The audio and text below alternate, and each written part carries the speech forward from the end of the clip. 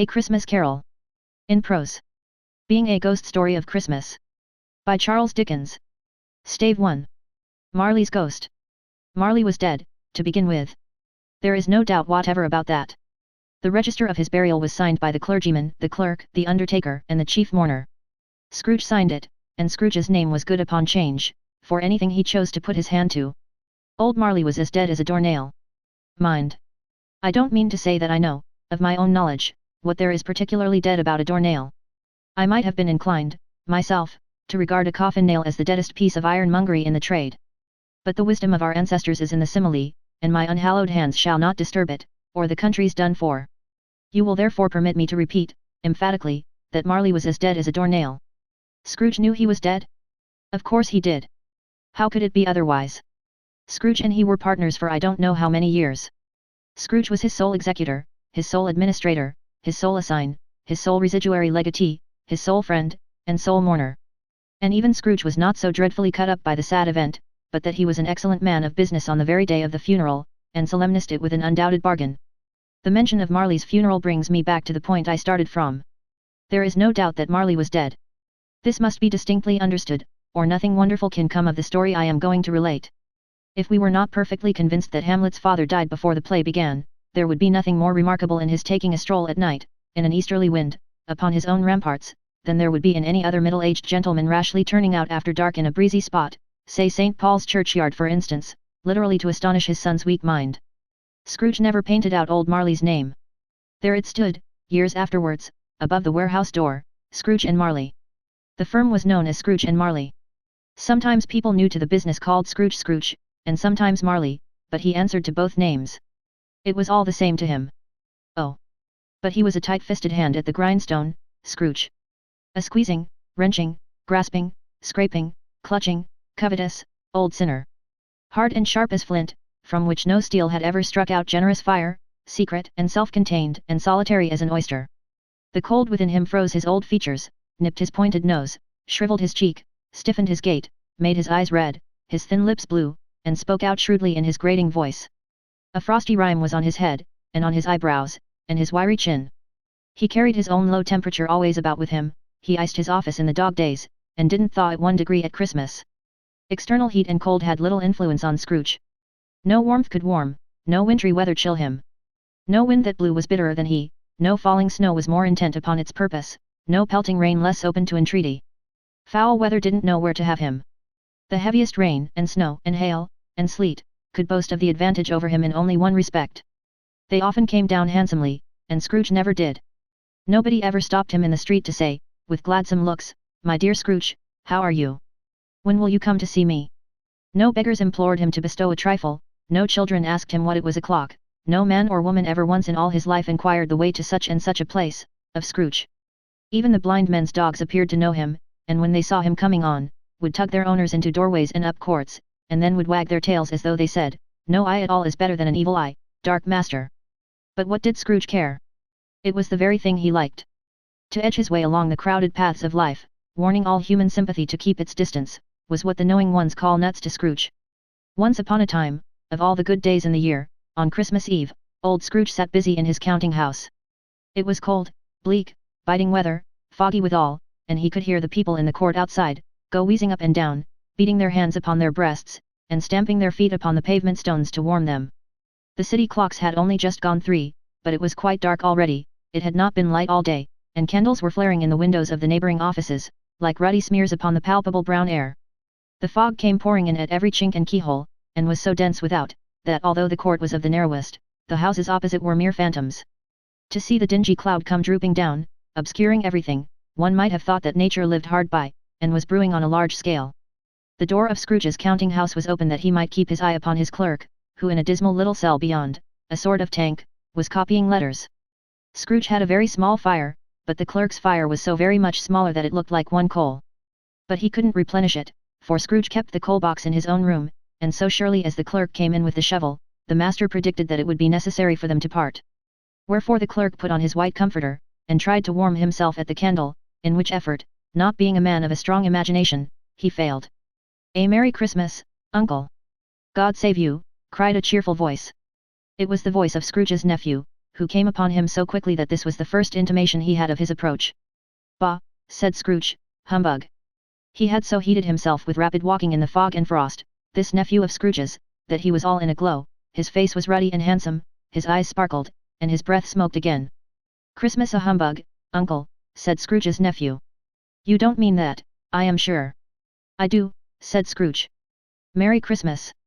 "What right have you to be merry? What reason have you to be merry? You're poor enough." "Come, then," returned the nephew gaily. "What right have you to be dismal? What reason have you to be morose? You're rich enough." Scrooge, having no better answer ready on the spur of the moment, said, "Bah," again, and followed it up with humbug. "Don't be cross, uncle," said the nephew. "What else can I be," returned the uncle, "when I live in such a world of fools as this? Merry Christmas! Out upon Merry Christmas! What's Christmas time to you but a time for paying bills without money, a time for finding yourself a year older, but not an hour richer, a time for balancing your books and having every item in M through a round dozen of months presented dead against you? If I could work my will," said Scrooge indignantly, "every idiot who goes about with Merry Christmas on his lips, should be boiled with his own pudding, and buried with a stake of holly through his heart. He should." "Uncle," pleaded the nephew. "Nephew," returned the uncle sternly, "keep Christmas in your own way, and let me keep it in mine." "Keep it," repeated Scrooge's nephew. "But you don't keep it." "Let me leave it alone, then," said Scrooge. "Much good may it do you. Much good it has ever done you. There are many things from which I might have derived good, by which I have not profited, I dare say," returned the nephew. "Christmas among the rest. But I am sure I have always thought of Christmas time, when it has come round, apart from the veneration due to its sacred name and origin, if anything belonging to it can be apart from that, as a good time, a kind, forgiving, charitable, pleasant time, the only time I know of, in the long calendar of the year, when men and women seem by one consent to open their shut-up hearts freely, and to think of people below them as if they really were fellow passengers to the grave, and not another race of creatures bound on other journeys. And therefore, uncle, though it has never put a scrap of gold or silver in my pocket, I believe that it has done me good, and will do me good, and I say, God bless it." The clerk in the tank involuntarily applauded. Becoming immediately sensible of the impropriety, he poked the fire, and extinguished the last frail spark for ever. "Let me hear another sound from you," said Scrooge, "and you'll keep your Christmas by losing your situation. You're quite a powerful speaker, sir," he added, turning to his nephew. "I wonder you don't go into Parliament. Don't be angry, uncle. Come. Dine with us tomorrow." Scrooge said that he would see him. Yes, indeed he did. He went the whole length of the expression, and said that he would see him in that extremity first. "But why?" cried Scrooge's nephew. "Why? Why did you get married?" said Scrooge. "Because I fell in love." "Because you fell in love," growled Scrooge, as if that were the only one thing in the world more ridiculous than a Merry Christmas. "Good afternoon." "Nay, uncle, but you never came to see me before that happened. Why give it as a reason for not coming now?" "Good afternoon," said Scrooge. "I want nothing from you, I ask nothing of you, why cannot we be friends?" "Good afternoon," said Scrooge. "I am sorry, with all my heart, to find you so resolute. We have never had any quarrel, to which I have been a party. But I have made the trial in homage to Christmas, and I'll keep my Christmas humor to the last. So a Merry Christmas, uncle." "Good afternoon," said Scrooge. "And a Happy New Year." "Good afternoon," said Scrooge. His nephew left the room without an angry word, notwithstanding. He stopped at the outer door to bestow the greetings of the season on the clerk, who, cold as he was warmer than Scrooge, for he returned them cordially. "There's another fellow," muttered Scrooge, who overheard him, "my clerk, with 15 shillings a week, and a wife and family, talking about a Merry Christmas. I'll retire to Bedlam." This lunatic, in letting Scrooge's nephew out, had let 2 other people in. They were portly gentlemen, pleasant to behold, and now stood, with their hats off, in Scrooge's office. They had books and papers in their hands, and bowed to him. "Scrooge and Marley's, I believe," said one of the gentlemen, referring to his list.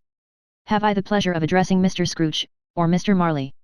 "Mr. Marley has been dead these 7 years," Scrooge replied. "He died 7 years ago, this very night."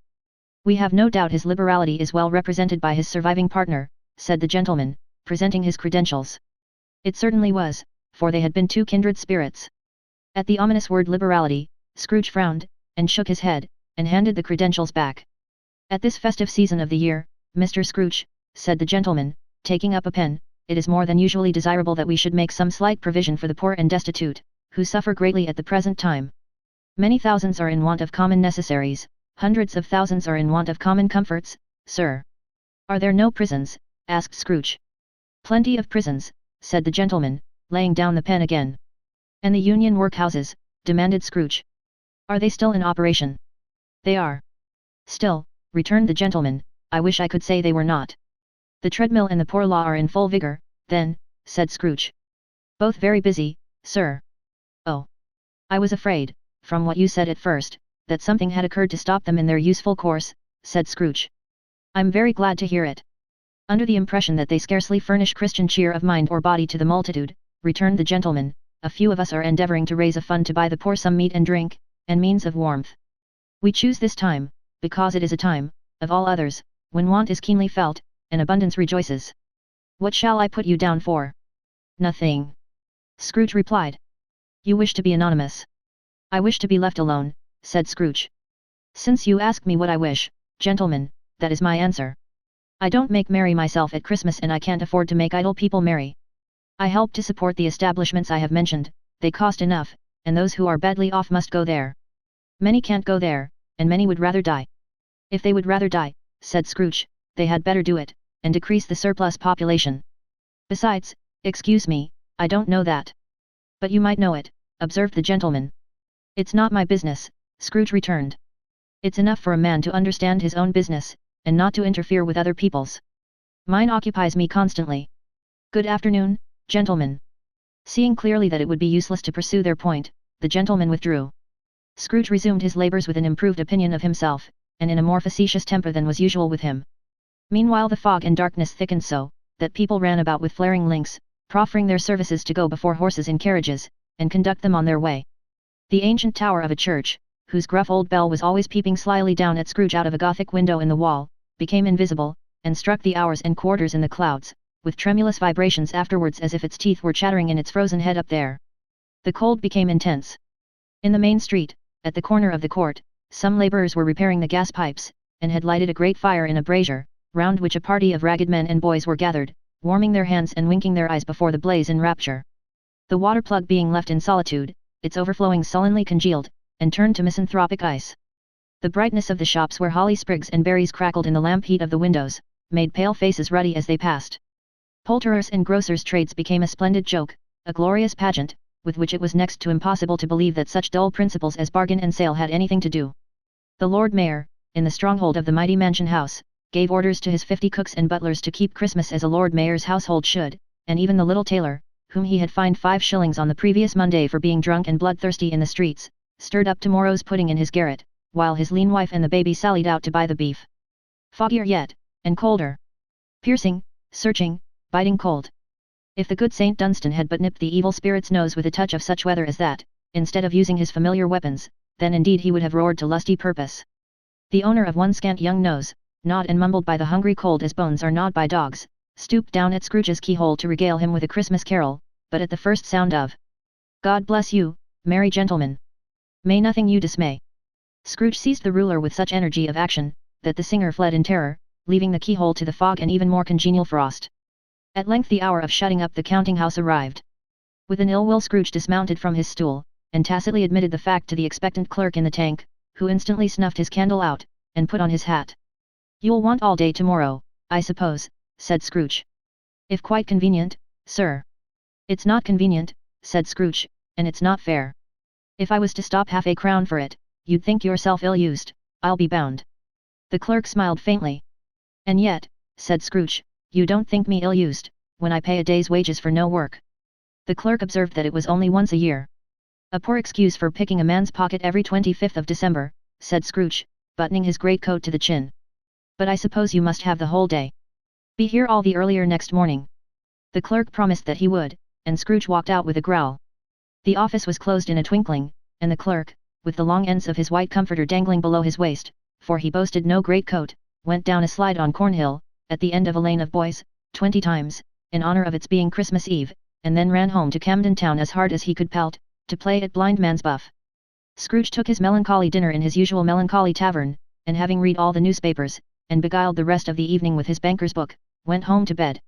He lived in chambers which had once belonged to his deceased partner. They were a gloomy suite of rooms, in a lowering pile of building up a yard, where it had so little business to be, that one could scarcely help fancying it must have run there when it was a young house, playing at hide and seek with other houses, and forgotten the way out again. It was old enough now, and dreary enough, for nobody lived in it but Scrooge, the other rooms being all let out as offices. The yard was so dark that even Scrooge, who knew its every stone, was fain to grope with his hands. The fog and frost so hung about the black old gateway of the house, that it seemed as if the genius of the weather sat in mournful meditation on the threshold. Now, it is a fact, that there was nothing at all particular about the knocker on the door, except that it was very large. It is also a fact, that Scrooge had seen it, night and morning, during his whole residence in that place, also that Scrooge had as little of what is called fancy about him as any man in the city of London, even including, which is a bold word, the corporation, aldermen, and livery. Let it also be borne in mind that Scrooge had not bestowed one thought on Marley, since his last mention of his 7 years dead partner that afternoon. And then let any man explain to me, if he can, how it happened that Scrooge, having his key in the lock of the door, saw in the knocker, without its undergoing any intermediate process of change, not a knocker, but Marley's face. Marley's face. It was not an impenetrable shadow as the other objects in the yard were, but had a dismal light about it, like a bad lobster in a dark cellar. It was not angry or ferocious, but looked at Scrooge as Marley used to look, with ghostly spectacles turned up on its ghostly forehead. The hair was curiously stirred, as if by breath or hot air, and, though the eyes were wide open, they were perfectly motionless. That, and its livid color, made it horrible, but its horror seemed to be in spite of the face and beyond its control, rather than a part of its own expression. As Scrooge looked fixedly at this phenomenon, it was a knocker again. To say that he was not startled, or that his blood was not conscious of a terrible sensation to which it had been a stranger from infancy, would be untrue. But he put his hand upon the key he had relinquished, turned it sturdily, walked in, and lighted his candle. He did pause, with a moment's irresolution, before he shut the door, and he did look cautiously behind it first, as if he half expected to be terrified with the sight of Marley's pigtail sticking out into the hall.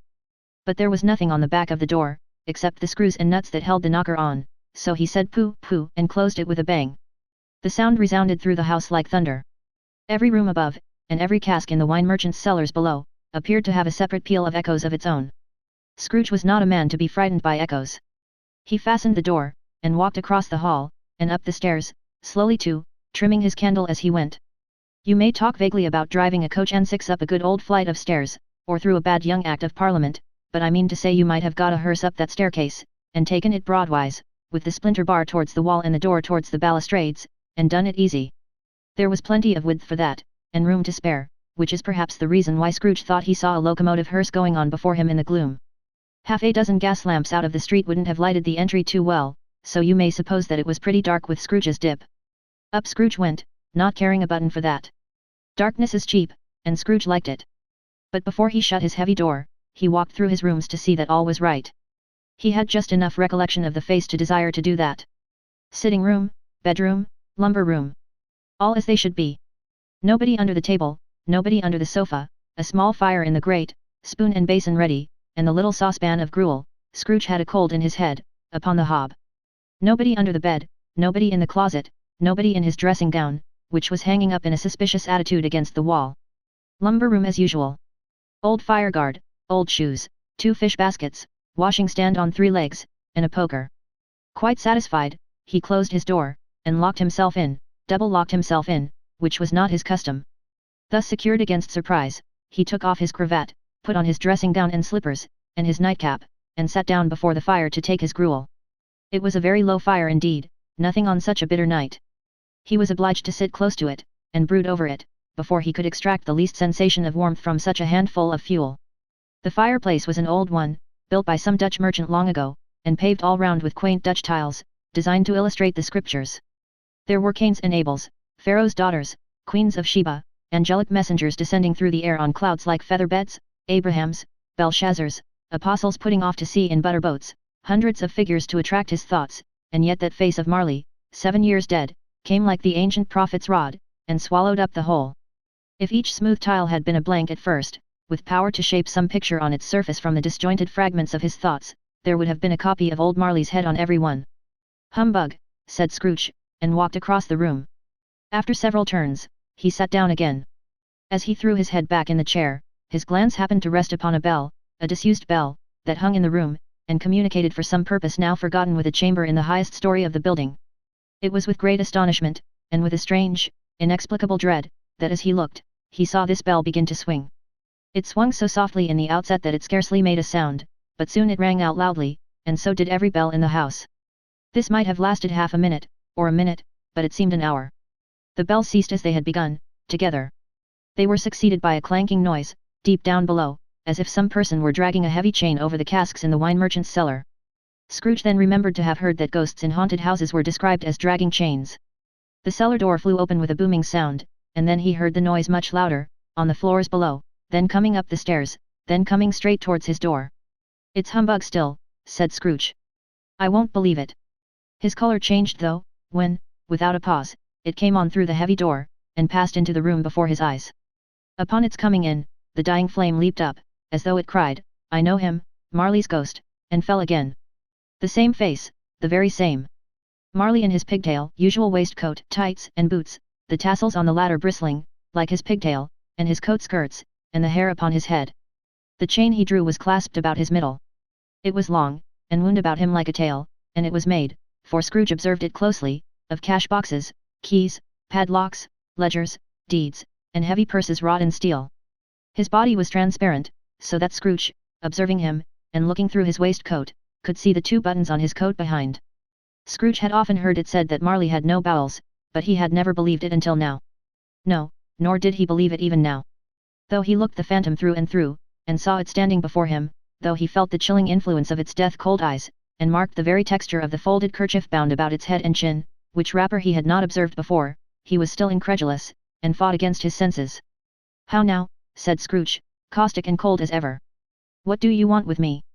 "Much," Marley's voice, "no doubt about it." "Who are you?" "Ask me who I was." "Who were you then?" said Scrooge, raising his voice. "You're particular, for a shade." He was going to say to a shade, but substituted this, as more appropriate. "In life I was your partner, Jacob Marley." Can you sit down?" asked Scrooge, looking doubtfully at him. "I can." "Do it, then."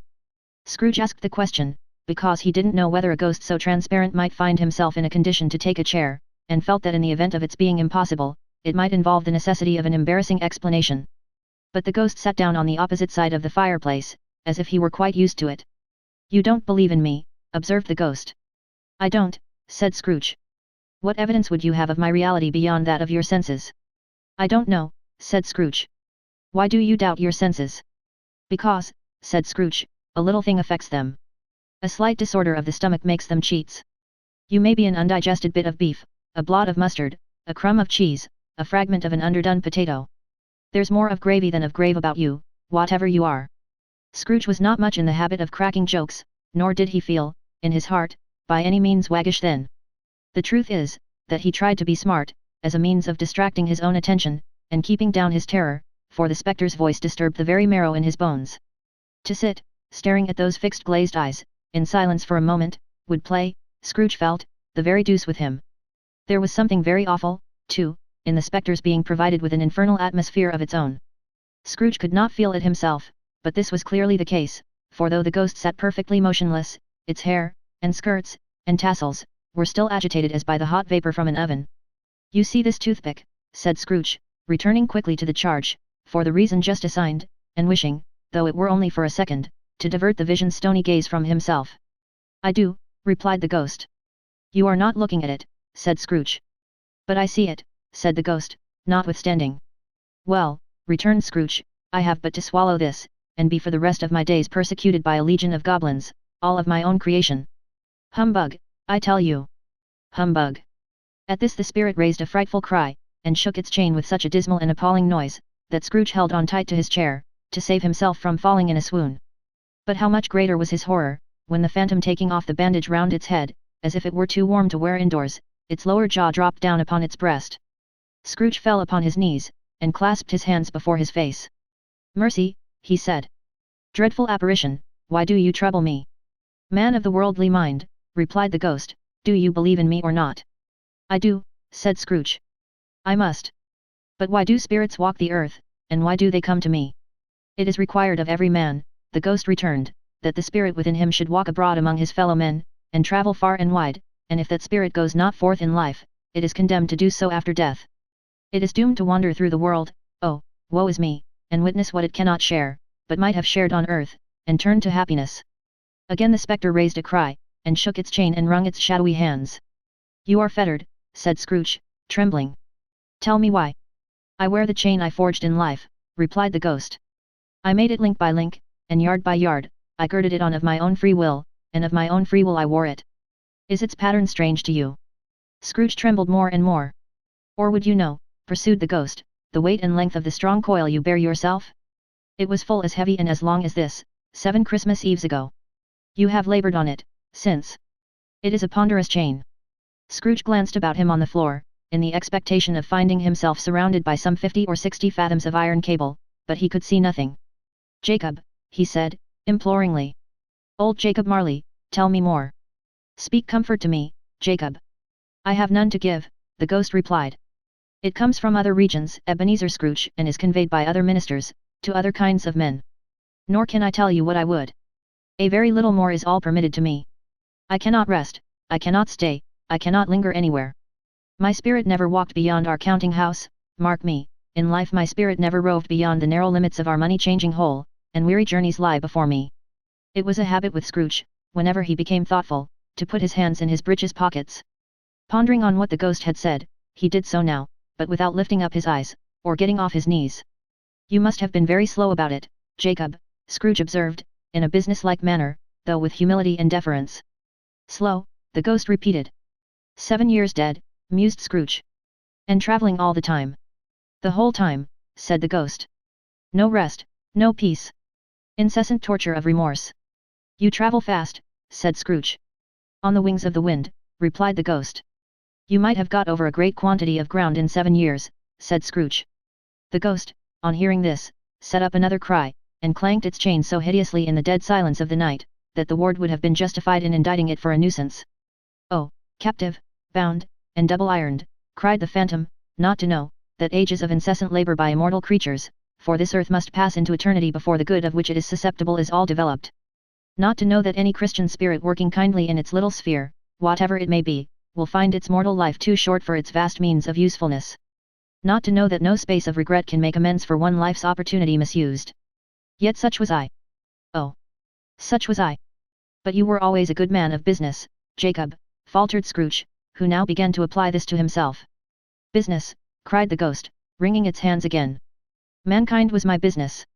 The common welfare was my business, charity, mercy, forbearance, and benevolence, were, all, my business. The dealings of my trade were but a drop of water in the comprehensive ocean of my business." It held up its chain at arm's length, as if that were the cause of all its unavailing grief, and flung it heavily upon the ground again. At this time of the rolling year, the spectre said, "I suffer most. Why did I walk through crowds of fellow beings with my eyes turned down, and never raise them to that blessed star which led the wise men to a poor abode? Were there no poor homes to which its light would have conducted me?" Scrooge was very much dismayed to hear the spectre going on at this rate, and began to quake exceedingly.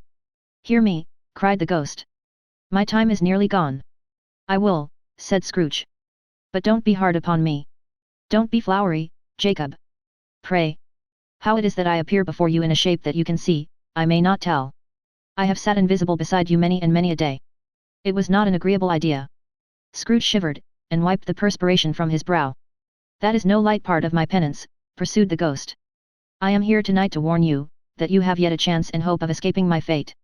A chance and hope of my procuring, Ebenezer." "You were always a good friend to me," said Scrooge. "Thank ye.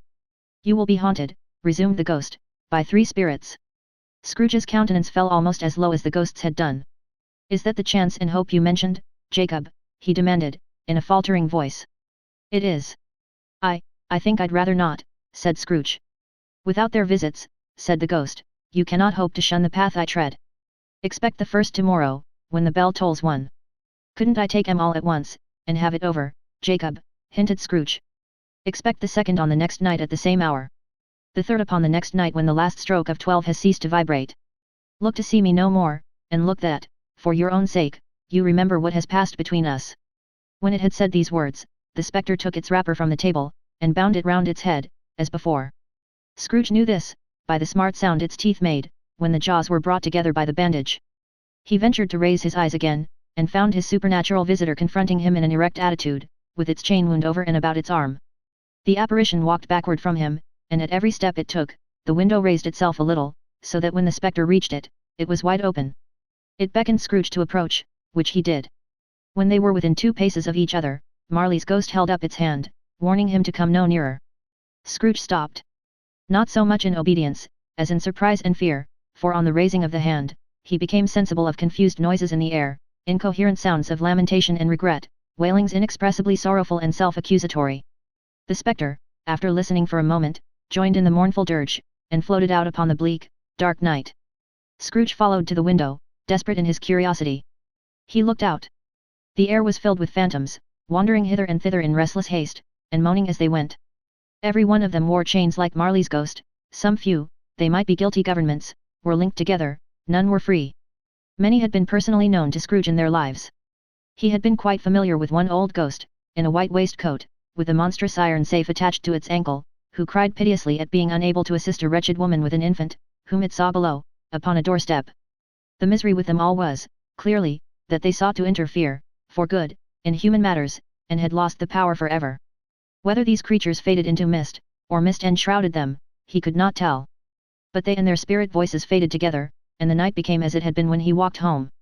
Scrooge closed the window, and examined the door by which the ghost had entered. It was double-locked, as he had locked it with his own hands, and the bolts were undisturbed. He tried to say humbug, but stopped at the first syllable. And being, from the emotion he had undergone, or the fatigues of the day, or his glimpse of the invisible world, or the dull conversation of the ghost, or the lateness of the hour, much in need of repose, went straight to bed without undressing and fell asleep upon the instant. Stave 2. The first of the 3 spirits. When Scrooge awoke, it was so dark, that looking out of bed, he could scarcely distinguish the transparent window from the opaque walls of his chamber. He was endeavouring to pierce the darkness with his ferret eyes, when the chimes of a neighbouring church struck the 4 quarters. So he listened for the hour. To his great astonishment the heavy bell went on from 6 to 7, and from 7 to 8, and regularly up to 12, then stopped. 12? It was past 2 when he went to bed. The clock was wrong. An icicle must have got into the works. 12? He touched the spring of his repeater, to correct this most preposterous clock. Its rapid little pulse beat 12, and stopped. Why, it isn't possible, said Scrooge, that I can have slept through a whole day and far into another night.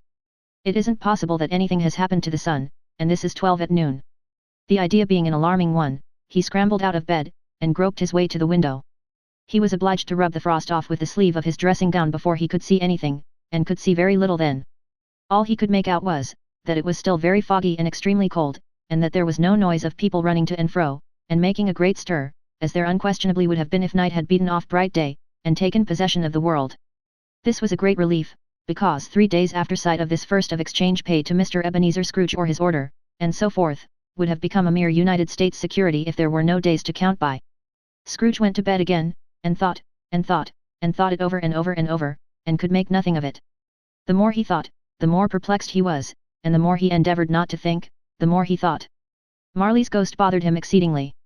Every time he resolved within himself, after mature inquiry, that it was all a dream, his mind flew back again, like a strong spring released, to its first position, and presented the same problem to be worked all through, was it a dream or not? Scrooge lay in this state until the chime had gone 3 quarters more, when he remembered, on a sudden, that the ghost had warned him of a visitation when the bell tolled 1. He resolved to lie awake until the hour was past, and, considering that he could no more go to sleep than go to heaven, this was perhaps the wisest resolution in his power. The quarter was so long, that he was more than once convinced he must have sunk into a doze unconsciously, and missed the clock. At length it broke upon his listening ear. Ding, dong. A quarter past, said Scrooge, counting. Ding, dong.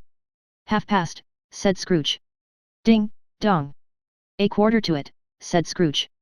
Ding, dong. The hour itself, said Scrooge, triumphantly, and nothing else. He spoke before the hour bell sounded, which it now did with a deep, dull, hollow, melancholy one. Light flashed up in the room upon the instant, and the curtains of his bed were drawn. The curtains of his bed were drawn aside, I tell you, by a hand. Not the curtains at his feet, nor the curtains at his back, but those to which his face was addressed. The curtains of his bed were drawn aside, and Scrooge, starting up into a half-recumbent attitude, found himself face to face with the unearthly visitor who drew them, as close to it as I am now to you, and I am standing in the spirit at your elbow. It was a strange figure, like a child, yet not so like a child as like an old man, viewed through some supernatural medium, which gave him the appearance of having receded from the view, and being diminished to a child's proportions. Its hair, which hung about its neck and down its back, was white as if with age, and yet the face had not a wrinkle in it, and the tenderest bloom was on the skin. The arms were very long and muscular, the hands the same, as if its hold were of uncommon strength. Its legs and feet, most delicately formed, were, like those upper members, bare. It wore a tunic of the purest white, and round its waist was bound a lustrous belt, the sheen of which was beautiful. It held a branch of fresh green holly in its hand, and, in singular contradiction of that wintry emblem, had its dress trimmed with summer flowers. But the strangest thing about it was, that from the crown of its head there sprung a bright clear jet of light, by which all this was visible, and which was doubtless the occasion of its using, in its duller moments, a great extinguisher for a cap, which it now held under its arm. Even this, though, when Scrooge looked at it with increasing steadiness, was not its strangest quality. For as its belt sparkled and glittered now in one part and now in another, and what was light one instant, at another time was dark, so the figure itself fluctuated in its distinctness, being now a thing with one arm, now with one leg, now with 20 legs, now a pair of legs without a head, now a head without a body, of which dissolving parts, no outline would be visible in the dense gloom wherein they melted away.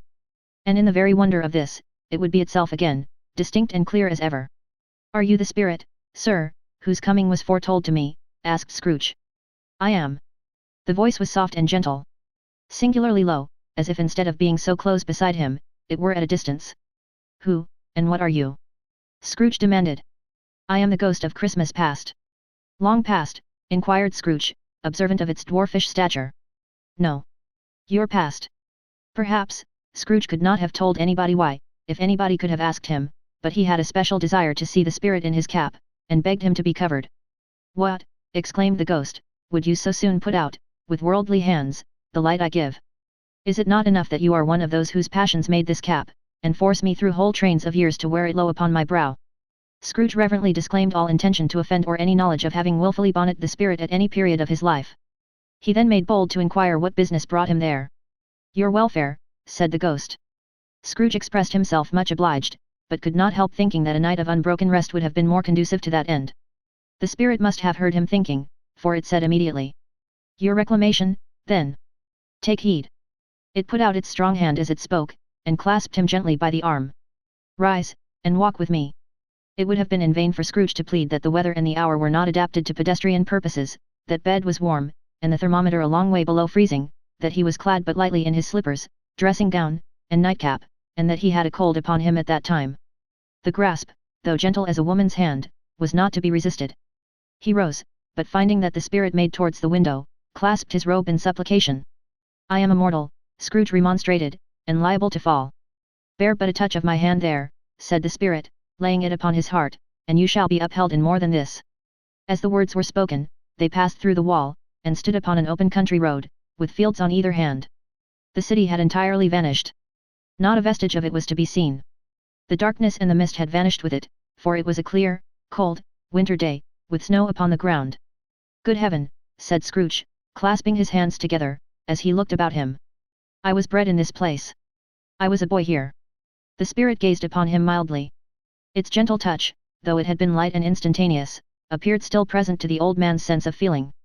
He was conscious of 1,000 odors floating in the air, each one connected with 1,000 thoughts, and hopes, and joys, and cares long, long, forgotten. "Your lip is trembling," said the ghost. "And what is that upon your cheek?"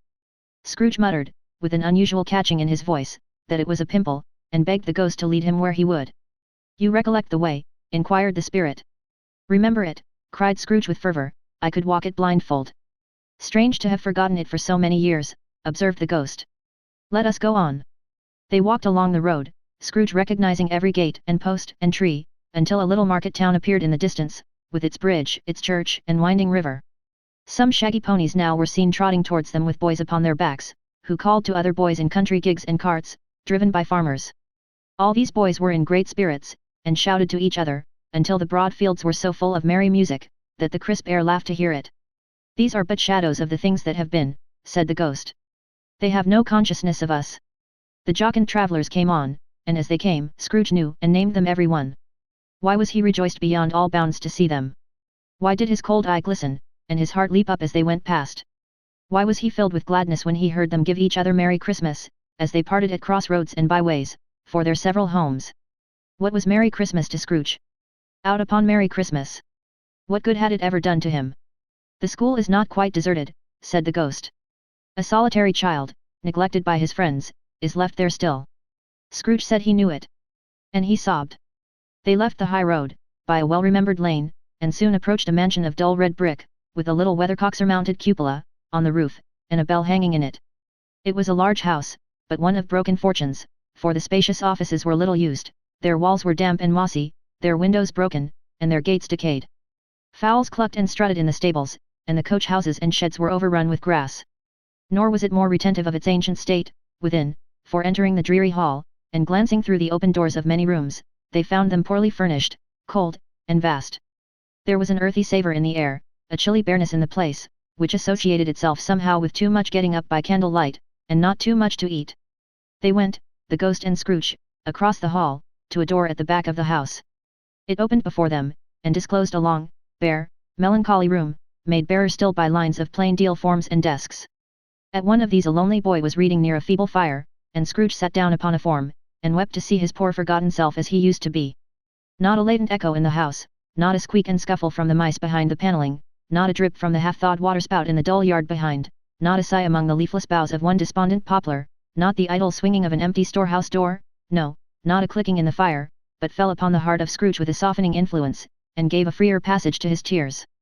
The spirit touched him on the arm, and pointed to his younger self, intent upon his reading. Suddenly a man, in foreign garments, wonderfully real and distinct to look at, stood outside the window, with an axe stuck in his belt, and leading by the bridle an ass laden with wood. "Why, it's Ali Baba!" Scrooge exclaimed in ecstasy. "It's dear old honest Ali Baba. Yes, yes, I know. One Christmas time, when yonder solitary child was left here all alone, he did come, for the first time, just like that. Poor boy!" "And Valentine," said Scrooge, "and his wild brother, Orson, there they go.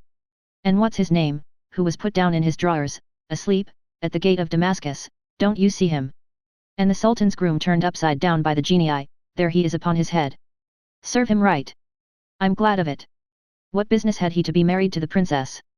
To hear Scrooge expending all the earnestness of his nature on such subjects, in a most extraordinary voice between laughing and crying, and to see his heightened and excited face, would have been a surprise to his business friends in the city, indeed. "There's the parrot," cried Scrooge. "Green body and yellow tail, with a thing like a lettuce growing out of the top of his head, there he is. Poor Robin Crusoe, he called him, when he came home again after sailing round the island. Poor Robin Crusoe, where have you been, Robin Crusoe?" The man thought he was dreaming, but he wasn't. It was the parrot, you know. There goes Friday, running for his life to the little creek. Hello! Hoob! Halloo! Then, with a rapidity of transition very foreign to his usual character, he said, in pity for his former self, "Poor boy," and cried again. "I wish," Scrooge muttered, putting his hand in his pocket, and looking about him, after drying his eyes with his cuff, "but it's too late now." "What is the matter?" asked the spirit. "Nothing," said Scrooge. "Nothing. There was a boy singing a Christmas carol at my door last night. I should like to have given him something, that's all." The ghost smiled thoughtfully, and waved its hand, saying as it did so, "Let us see another Christmas." Scrooge's former self grew larger at the words, and the room became a little darker and more dirty. The panels shrunk, the windows cracked, fragments of plaster fell out of the ceiling, and the naked laths were shown instead, but how all this was brought about, Scrooge knew no more than you do. He only knew that it was quite correct, that everything had happened so, that there he was, alone again, when all the other boys had gone home for the jolly holidays. He was not reading now, but walking up and down despairingly. Scrooge looked at the ghost, and with a mournful shaking of his head, glanced anxiously towards the door. It opened, and a little girl, much younger than the boy, came darting in, and putting her arms about his neck, and often kissing him, addressed him as her dear, dear brother. "I have come to bring you home, dear brother," said the child, clapping her tiny hands, and bending down to laugh. "To bring you home, home, home." "Home, little Fan," returned the boy. "Yes," said the child, brimful of glee. "Home, for good and all. Home, for ever and ever. Father is so much kinder than he used to be, that home's like heaven. He spoke so gently to me one dear night when I was going to bed, that I was not afraid to ask him once more if you might come home, and he said yes, you should, and sent me in a coach to bring you. And you're to be a man," said the child, opening her eyes, "and are never to come back here, but first, we're to be together all the Christmas long, and have the merriest time in all the world." "You are quite a woman, little Fan," exclaimed the boy. She clapped her hands and laughed, and tried to touch his head, but being too little, laughed again, and stood on tiptoe to embrace him. Then she began to drag him, in her childish eagerness, towards the door, and he, nothing loath to go, accompanied her. A terrible voice in the hall cried, "Bring down Master Scrooge's box, there," and in the hall appeared the schoolmaster himself, who glared on Master Scrooge with a ferocious condescension, and threw him into a dreadful state of mind by shaking hands with him. He then conveyed him and his sister into the veriest old well of a shivering best parlour that ever was seen, where the maps upon the wall, and the celestial and terrestrial globes in the windows, were waxy with cold. Here he produced a decanter of curiously light wine, and a block of curiously heavy cake, and administered installments of those dainties to the young people, at the same time, sending out a meagre servant to offer a glass of something to the postboy, who answered that he thanked the gentleman, but if it was the same tap as he had tasted before, he had rather not. Master Scrooge's trunk being by this time tied on to the top of the chaise, the children bade the schoolmaster good-bye right willingly, and getting into it, drove gaily down the garden sweep, the quick wheels dashing the hoarfrost and snow from off the dark leaves of the evergreens like spray. "Always a delicate creature, whom a breath might have withered," said the ghost. "But she had a large heart." "So she had," cried Scrooge. "You're right. I will not gainsay it, spirit. God forbid." "She died a woman," said the ghost, "and had, as I think, children." "One child," Scrooge returned. "True," said the ghost. "Your nephew?" Scrooge seemed uneasy in his mind, and answered briefly, "Yes." Although they had but that moment left the school behind them, they were now in the busy thoroughfares of a city, where shadowy passengers passed and repassed, where shadowy carts and coaches battled for the way, and all the strife and tumult of a real city were. It was made plain enough, by the dressing of the shops, that here too it was Christmas time again, but it was evening, and the streets were lighted up. The ghost stopped at a certain warehouse door, and asked Scrooge if he knew it. "Know it," said Scrooge. "Was I apprenticed here?" They went in. At sight of an old gentleman in a Welsh wig, sitting behind such a high desk, that if he had been 2 inches taller he must have knocked his head against the ceiling, Scrooge cried in great excitement. "Why, it's old Fezziwig! Bless his heart, it's Fezziwig alive again!" Old Fezziwig laid down his pen, and looked up at the clock, which pointed to the hour of 7. He rubbed his hands, adjusted his capacious waistcoat, laughed all over himself, from his shoes to his organ of benevolence, and called out in a comfortable, oily, rich, fat, jovial voice. "Yo-ho, there! Ebenezer! Dick!" Scrooge's former self, now grown a young man, came briskly in, accompanied by his fellow prentice. "Dick Wilkins, to be sure," said Scrooge to the ghost. "Bless me, yes. There he is. He was very much attached to me, was Dick. Poor Dick! Dear, dear! Yo-ho, my boys," said Fezziwig. "No more work tonight. Christmas Eve, Dick. Christmas, Ebenezer. Let's have the shutters up," cried old Fezziwig, with a sharp clap of his hands, before a man can say Jack Robinson. You wouldn't believe how those two fellows went at it. They charged into the street with the shutters, 1, 2, 3, had 'em up in their places, 4, 5, 6, barred 'em and pinned 'em, 7, 8, 9, and came back before you could have got to 12, panting like race horses. "Hilli-ho!" cried old Fezziwig, skipping down from the high desk, with wonderful agility. "Clear away, my lads, and let's have lots of room here. Hilli-ho, Dick! Cheer up, Ebenezer! Clear away!" There was nothing they wouldn't have cleared away, or couldn't have cleared away, with old Fezziwig looking on. It was done in a minute.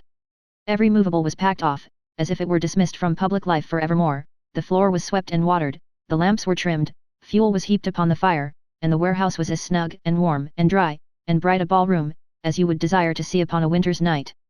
In came a fiddler with a music book, and went up to the lofty desk, and made an orchestra of it, and tuned like 50 stomach aches. In came Mrs. Fezziwig, one vast substantial smile. In came the 3 Miss Fezziwigs, beaming and lovable. In came the 6 young followers whose hearts they broke.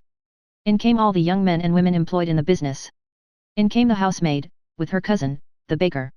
In came the cook, with her brother's particular friend, the milkman. In came the boy from over the way, who was suspected of not having board enough from his master, trying to hide himself behind the girl from next door but one, who was proved to have had her ears pulled by her mistress. In they all came, one after another, some shyly, some boldly, some gracefully, some awkwardly, some pushing, some pulling, in they all came, anyhow and everyhow.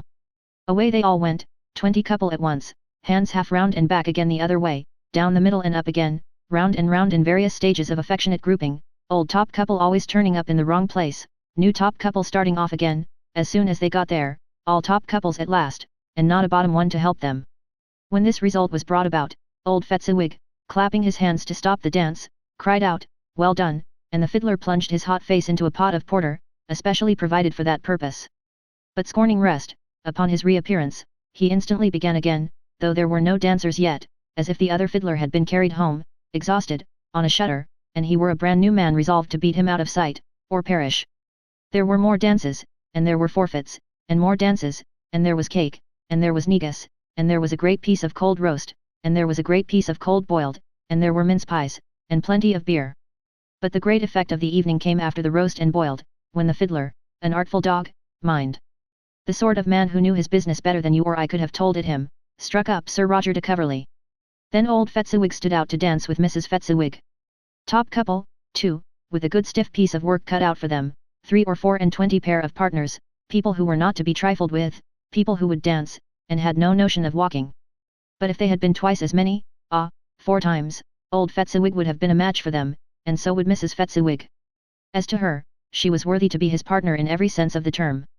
If that's not high praise, tell me higher, and I'll use it. A positive light appeared to issue from Fezziwig's calves. They shone in every part of the dance like moons. You couldn't have predicted, at any given time, what would have become of them next.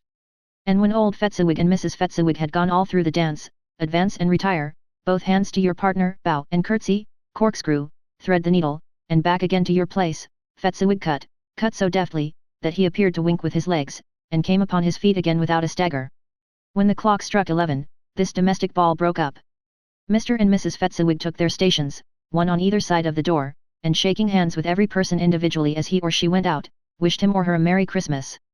When everybody had retired but the 2 prentices, they did the same to them, and thus the cheerful voices died away, and the lads were left to their beds, which were under a counter in the back shop. During the whole of this time, Scrooge had acted like a man out of his wits. His heart and soul were in the scene, and with his former self. He corroborated everything, remembered everything, enjoyed everything, and underwent the strangest agitation. It was not until now, when the bright faces of his former self and Dick were turned from them, that he remembered the ghost, and became conscious that it was looking full upon him, while the light upon its head burnt very clear. "A small matter," said the ghost, "to make these silly folks so full of gratitude." "Small," echoed Scrooge. The spirit signed to him to listen to the 2 apprentices, who were pouring out their hearts in praise of Fezziwig, and when he had done so, said, "Why? Is it not? He has spent but a few pounds of your mortal money, 3 or 4 perhaps. Is that so much that he deserves this praise?" "It isn't that," said Scrooge, heated by the remark, and speaking unconsciously like his former, not his latter, self. "It isn't that, spirit. He has the power to render us happy or unhappy, to make our service light or burdensome, a pleasure or a toil. Say that his power lies in words and looks, in things so slight and insignificant that it is impossible to add and count them up, what then? The happiness he gives, is quite as great as if it cost a fortune." He felt the spirit's glance, and stopped. "What is the matter?" asked the ghost. "Nothing particular," said Scrooge. "Something, I think," the ghost insisted. "No," said Scrooge, "no. I should like to be able to say a word or 2 to my clerk just now. That's all." His former self turned down the lamps as he gave utterance to the wish, and Scrooge and the ghost again stood side by side in the open air. "My time grows short," observed the spirit. "Quick." This was not addressed to Scrooge, or to anyone whom he could see, but it produced an immediate effect. For again Scrooge saw himself. He was older now, a man in the prime of life. His face had not the harsh and rigid lines of later years, but it had begun to wear the signs of care and avarice. There was an eager, greedy, restless motion in the eye, which showed the passion that had taken root, and where the shadow of the growing tree would fall. He was not alone, but sat by the side of a fair young girl in a morning dress, in whose eyes there were tears, which sparkled in the light that shone out of the ghost of Christmas past. "It matters little," she said, softly. "To you, very little. Another idol has displaced me, and if it can cheer and comfort you in time to come, as I would have tried to do, I have no just cause to grieve." "What idol has displaced you?" he rejoined. "A golden one. This is the even-handed dealing of the world," he said. "There is nothing on which it is so hard as poverty, and there is nothing it professes to condemn with such severity as the pursuit of wealth." "You fear the world too much," she answered, gently. "All your other hopes have merged into the hope of being beyond the chance of its sordid reproach. I have seen your nobler aspirations fall off one by one, until the master passion, gain, engrosses you. Have I not?" "What then?" he retorted. "Even if I have grown so much wiser, what then? I am not changed towards you. She shook her head. Am I? Our contract is an old one. It was made when we were both poor and content to be so, until, in good season, we could improve our worldly fortune by our patient industry. You are changed. When it was made, you were another man. I was a boy, he said impatiently. Your own feeling tells you that you were not what you are, she returned. I am. That which promised happiness when we were one in heart, is fraught with misery now that we are two. How often and how keenly I have thought of this, I will not say. It is enough that I have thought of it, and can release you. Have I ever sought release? In words? No. Never. In what, then? In a changed nature, in an altered spirit, in another atmosphere of life, another hope as its great end. In everything that made my love of any worth or value in your sight. If this had never been between us, said the girl, looking mildly, but with steadiness, upon him, tell me, would you seek me out and try to win me now? Ah, no. He seemed to yield to the justice of this supposition, in spite of himself. But he said with a struggle, you think not. I would gladly think otherwise if I could, she answered, heaven knows. When I have learned a truth like this, I know how strong and irresistible it must be. But if you were free today, tomorrow, yesterday, can even I believe that you would choose a dowerless girl, you who, in your very confidence with her, weigh everything by gain, or, choosing her, if for a moment you were false enough to your one guiding principle to do so, do I not know that your repentance and regret would surely follow? I do, and I release you. With a full heart, for the love of him you once were. He was about to speak, but with her head turned from him, she resumed. You may, the memory of what is past half makes me hope you will, have pain in this. A very, very brief time, and you will dismiss the recollection of it, gladly, as an unprofitable dream, from which it happened well that you awoke. May you be happy in the life you have chosen. She left him, and they parted. Spirit, said Scrooge, show me no more. Conduct me home. Why do you delight to torture me? One shadow more, exclaimed the ghost. No more, cried Scrooge. No more. I don't wish to see it. Show me no more. But the relentless ghost pinioned him in both his arms, and forced him to observe what happened next. They were in another scene and place, a room, not very large or handsome, but full of comfort. Near to the winter fire sat a beautiful young girl, so like that last that Scrooge believed it was the same, until he saw her, now a comely matron, sitting opposite her daughter. The noise in this room was perfectly tumultuous, for there were more children there, than Scrooge in his agitated state of mind could count, and, unlike the celebrated herd in the poem, they were not 40 children conducting themselves like one, but every child was conducting itself like 40. The consequences were uproarious beyond belief, but no one seemed to care. On the contrary, the mother and daughter laughed heartily, and enjoyed it very much, and the latter, soon beginning to mingle in the sports, got pillaged by the young brigands most ruthlessly. What would I not have given to be one of them? Though I never could have been so rude, no, no. I wouldn't for the wealth of all the world have crushed that braided hair, and torn it down, and for the precious little shoe, I wouldn't have plucked it off, God bless my soul. To save my life. As to measuring her waist in sport, as they did, bold young brood, I couldn't have done it. I should have expected my arm to have grown round it for a punishment, and never come straight again. And yet I should have dearly liked, I own, to have touched her lips, to have questioned her, that she might have opened them, to have looked upon the lashes of her downcast eyes, and never raised a blush, to have let loose waves of hair, an inch of which would be a keepsake beyond price. In short, I should have liked, I do confess, to have had the lightest license of a child, and yet to have been man enough to know its value. But now a knocking at the door was heard, and such a rush immediately ensued that she with laughing face and plundered dress was borne towards it the centre of a flushed and boisterous group, just in time to greet the father, who came home attended by a man laden with Christmas toys and presents. Then the shouting and the struggling, and the onslaught that was made on the defenceless porter.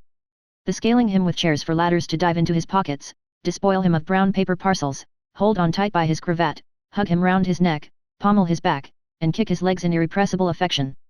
The shouts of wonder and delight with which the development of every package was received. The terrible announcement that the baby had been taken in the act of putting a doll's frying pan into his mouth, and was more than suspected of having swallowed a fictitious turkey, glued on a wooden platter. The immense relief of finding this a false alarm. The joy and gratitude and ecstasy. They are all indescribable alike. It is enough that by degrees the children and their emotions got out of the parlour, and by one stair at a time, up to the top of the house, where they went to bed, and so subsided. And now Scrooge looked on more attentively than ever, when the master of the house, having his daughter leaning fondly on him, sat down with her and her mother at his own fireside, and when he thought that such another creature, quite as graceful and as full of promise, might have called him father, and been a springtime in the haggard winter of his life, his sight grew very dim indeed. Bell, said the husband, Turning to his wife with a smile, "I saw an old friend of yours this afternoon." "Who was it?" "Guess." "How can I?" "Tut, don't I know," she added in the same breath, laughing as he laughed. "Mr. Scrooge." Mr. Scrooge it was. I passed his office window, and as it was not shut up, and he had a candle inside, I could scarcely help seeing him. His partner lies upon the point of death, I hear, and there he sat alone. Quite alone in the world, I do believe. "Spirit," said Scrooge in a broken voice, "remove me from this place." "I told you these were shadows of the things that have been," said the ghost. "That they are what they are, do not blame me." "Remove me!" Scrooge exclaimed, "I cannot bear it." He turned upon the ghost, and seeing that it looked upon him with a face, in which in some strange way there were fragments of all the faces it had shown him, wrestled with it. "Leave me! Take me back! Haunt me no longer!" In the struggle, if that can be called a struggle in which the ghost with no visible resistance on its own part was undisturbed by any effort of its adversary, Scrooge observed that its light was burning high and bright, and dimly connecting that with its influence over him, he seized the extinguisher cap, and by a sudden action pressed it down upon its head. The spirit dropped beneath it, so that the extinguisher covered its whole form, but though Scrooge pressed it down with all his force, he could not hide the light, which streamed from under it, in an unbroken flood upon the ground. He was conscious of being exhausted, and overcome by an irresistible drowsiness, and, further, of being in his own bedroom. He gave the cap a parting squeeze, in which his hand relaxed, and had barely time to reel to bed, before he sank into a heavy sleep. Stave 3. The second of the three spirits. Awaking in the middle of a prodigiously tough snore, and sitting up in bed to get his thoughts together, Scrooge had no occasion to be told that the bell was again upon the stroke of 1. He felt that he was restored to consciousness in the right nick of time, for the especial purpose of holding a conference with the second messenger dispatched to him through Jacob Marley's intervention. But finding that he turned uncomfortably cold when he began to wonder which of his curtains this new spectre would draw back, he put them every one aside with his own hands, and lying down again, established a sharp lookout all round the bed. For he wished to challenge the spirit on the moment of its appearance, and did not wish to be taken by surprise, and made nervous. Gentlemen of the free and easy sort, who plume themselves on being acquainted with a move or two, and being usually equal to the time of day, express the wide range of their capacity for adventure by observing that they are good for anything from pitch and toss to manslaughter, between which opposite extremes, no doubt, there lies a tolerably wide and comprehensive range of subjects. Without venturing for Scrooge quite as heartily as this, I don't mind calling on you to believe that he was ready for a good broad field of strange appearances, and that nothing between a baby and rhinoceros would have astonished him very much.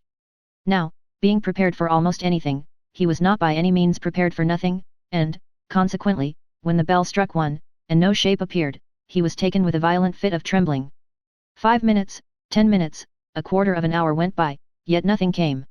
All this time, he lay upon his bed, the very core and center of a blaze of ruddy light, which streamed upon it when the clock proclaimed the hour, and which, being only light, was more alarming than a dozen ghosts, as he was powerless to make out what it meant, or would be it, and was sometimes apprehensive that he might be at that very moment an interesting case of spontaneous combustion, without having the consolation of knowing it. At last, however, he began to think, as you or I would have thought at first, for it is always the person not in the predicament who knows what ought to have been done in it, and would unquestionably have done it too. At last, I say, he began to think that the source and secret of this ghostly light might be in the adjoining room, from whence, on further tracing it, it seemed to shine. This idea taking full possession of his mind, he got up softly and shuffled in his slippers to the door. The moment Scrooge's hand was on the lock, a strange voice called him by his name, and bade him enter. He obeyed. It was his own room. There was no doubt about that. But it had undergone a surprising transformation. The walls and ceiling were so hung with living green, that it looked a perfect grove, from every part of which, bright gleaming berries glistened. The crisp leaves of holly, mistletoe, and ivy reflected back the light, as if so many little mirrors had been scattered there, and such a mighty blaze went roaring up the chimney, as that dull petrification of a hearth had never known in Scrooge's time, or Marley's, or for many and many a winter season gone. Heaped up on the floor, to form a kind of throne, were turkeys, geese, game, poultry, brawn, great joints of meat, sucking pigs, long wreaths of sausages, mince pies, plum puddings, barrels of oysters, red-hot chestnuts, cherry-cheeked apples, juicy oranges, luscious pears, immense 12th cakes, and seething bowls of punch, that made the chamber dim with their delicious steam. In easy state upon this couch, there sat a jolly giant, glorious to see, who bore a glowing torch, in shape not unlike Plenty's horn, and held it up, high up, to shed its light on Scrooge, as he came peeping round the door. "Come in," exclaimed the ghost. "Come in, and know me better, man." Scrooge entered timidly, and hung his head before the spirit. He was not the dogged Scrooge he had been, and though the spirit's eyes were clear and kind, he did not like to meet them. "I am the ghost of Christmas present," said the spirit. "Look upon me." Scrooge reverently did so. It was clothed in one simple green robe, or mantle, bordered with white fur.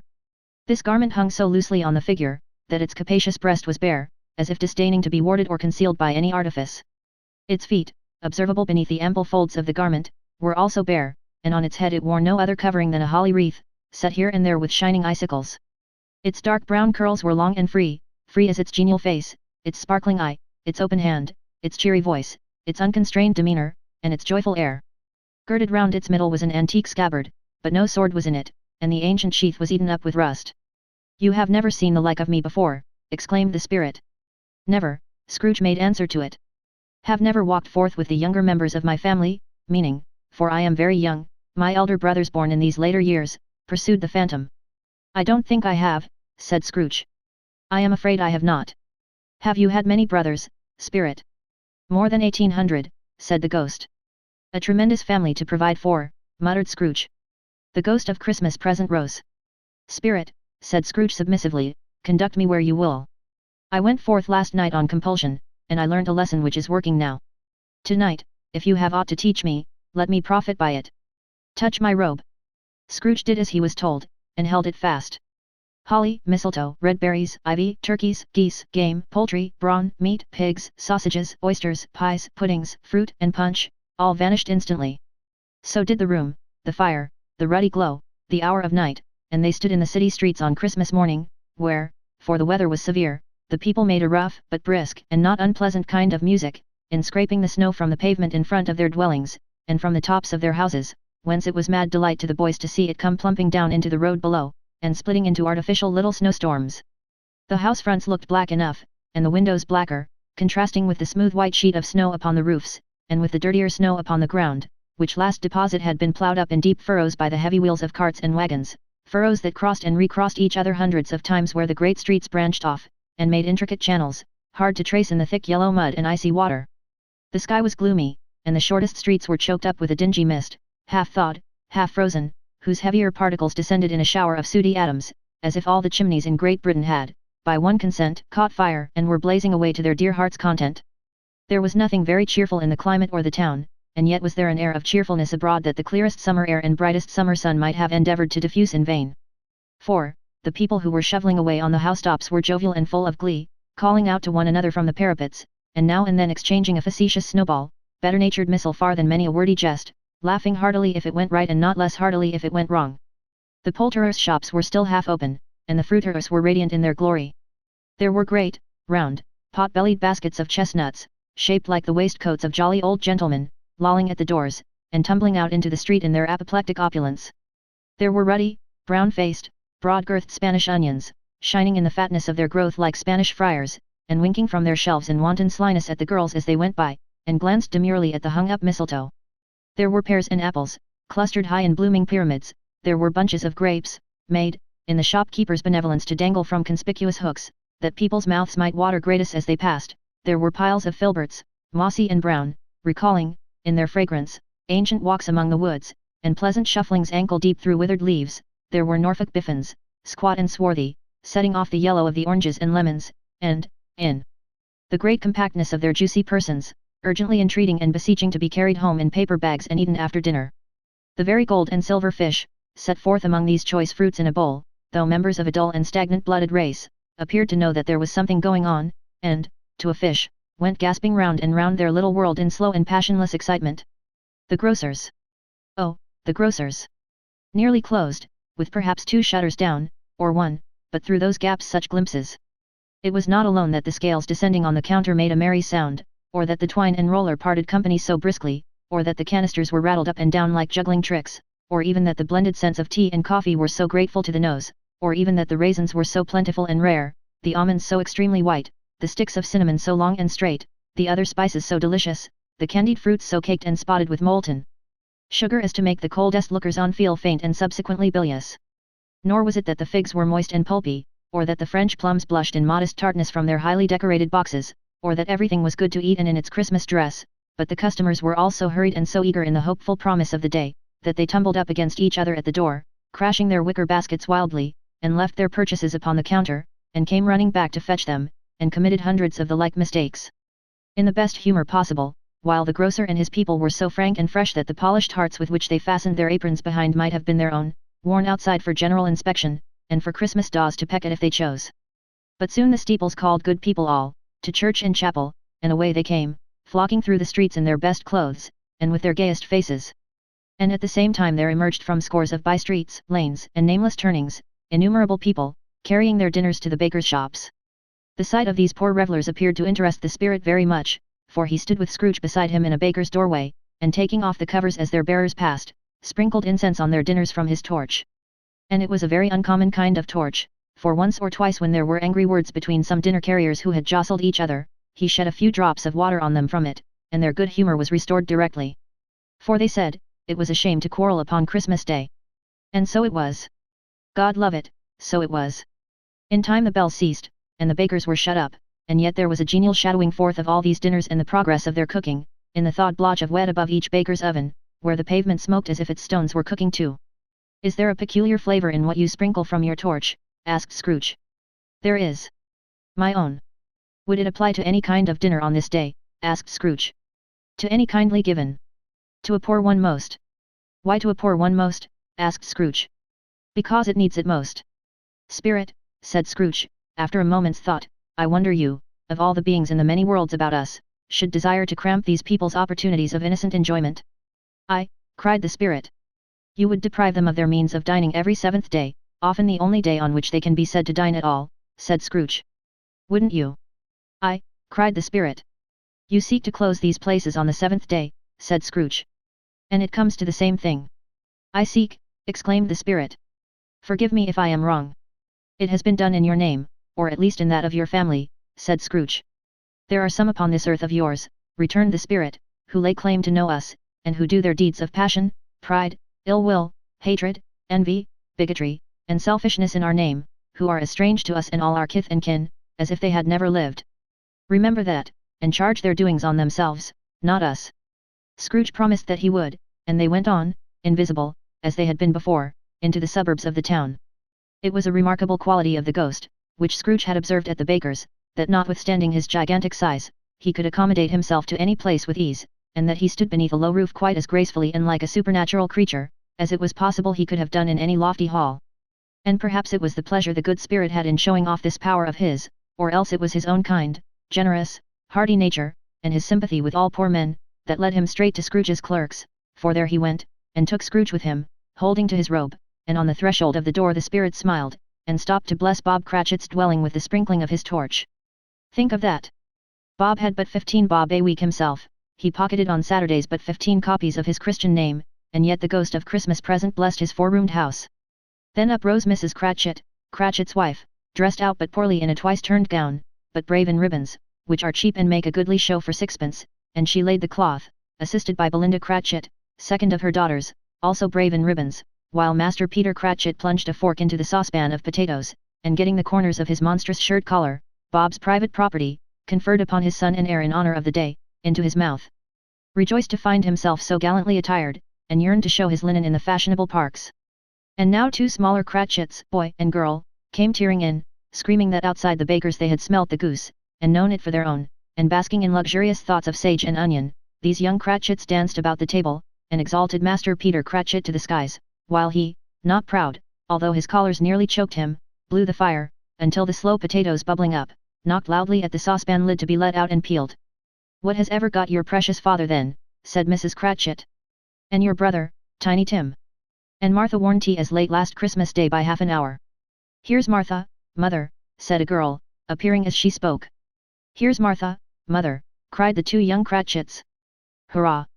There's such a goose, Martha. Why, bless your heart alive, my dear, how late you are, said Mrs. Cratchit, kissing her a dozen times, and taking off her shawl and bonnet for her with officious zeal. We'd a deal of work to finish up last night, replied the girl, and had to clear away this morning, mother. Well, never mind so long as you are come, said Mrs. Cratchit. Sit ye down before the fire, my dear, and have a warm, Lord bless ye.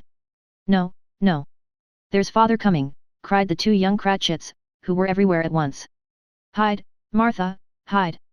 So Martha hid herself, and in came little Bob, the father, with at least 3 feet of comforter exclusive of the fringe, hanging down before him, and his threadbare clothes darned up and brushed, to look seasonable, and Tiny Tim upon his shoulder. Alas for Tiny Tim, he bore a little crutch, and had his limbs supported by an iron frame. "Why, where's our Martha?" cried Bob Cratchit, looking round. "Not coming," said Mrs. Cratchit. "Not coming," said Bob, with a sudden declension in his high spirits, for he had been Tim's blood horse all the way from church, and had come home rampant. "Not coming upon Christmas Day." Martha didn't like to see him disappointed, if it were only in joke, so she came out prematurely from behind the closet door, and ran into his arms, while the 2 young Cratchits hustled Tiny Tim, and bore him off into the wash-house, that he might hear the pudding singing in the copper. "And how did little Tim behave?" asked Mrs. Cratchit, when she had rallied Bob on his credulity, and Bob had hugged his daughter to his heart's content. "As good as gold," said Bob, "and better. Somehow he gets thoughtful, sitting by himself so much, and thinks the strangest things you ever heard. He told me, coming home, that he hoped the people saw him in the church, because he was a cripple, and it might be pleasant to them to remember upon Christmas Day, who made lame beggars walk, and blind men see." Bob's voice was tremulous when he told them this, and trembled more when he said that Tiny Tim was growing strong and hearty. His active little crutch was heard upon the floor, and back came Tiny Tim before another word was spoken, escorted by his brother and sister to his stool before the fire, and while Bob, turning up his cuffs, as if, poor fellow, they were capable of being made more shabby, compounded some hot mixture in a jug with gin and lemons, and stirred it round and put it on the hob to simmer, Master Peter, and the 2 ubiquitous young Cratchits went to fetch the goose, with which they soon returned in high procession. Such a bustle ensued that you might have thought a goose the rarest of all birds, a feathered phenomenon, to which a black swan was a matter of course, and in truth it was something very like it in that house. Mrs. Cratchit made the gravy, ready beforehand in a little saucepan, hissing hot. Master Peter mashed the potatoes with incredible vigor, Miss Belinda sweetened up the applesauce, Martha dusted the hot plates, Bob took Tiny Tim beside him in a tiny corner at the table, the 2 young Cratchits set chairs for everybody, not forgetting themselves, and mounting guard upon their posts, crammed spoons into their mouths, lest they should shriek for goose before their turn came to be helped. At last the dishes were set on, and grace was said. It was succeeded by a breathless pause, as Mrs. Cratchit, looking slowly all along the carving knife, prepared to plunge it in the breast, but when she did, and when the long-expected gush of stuffing issued forth, one murmur of delight arose all round the board, and even Tiny Tim, excited by the 2 young Cratchits, beat on the table with the handle of his knife, and feebly cried hurrah! There never was such a goose. Bob said he didn't believe there ever was such a goose cooked. Its tenderness and flavor, size and cheapness, were the themes of universal admiration.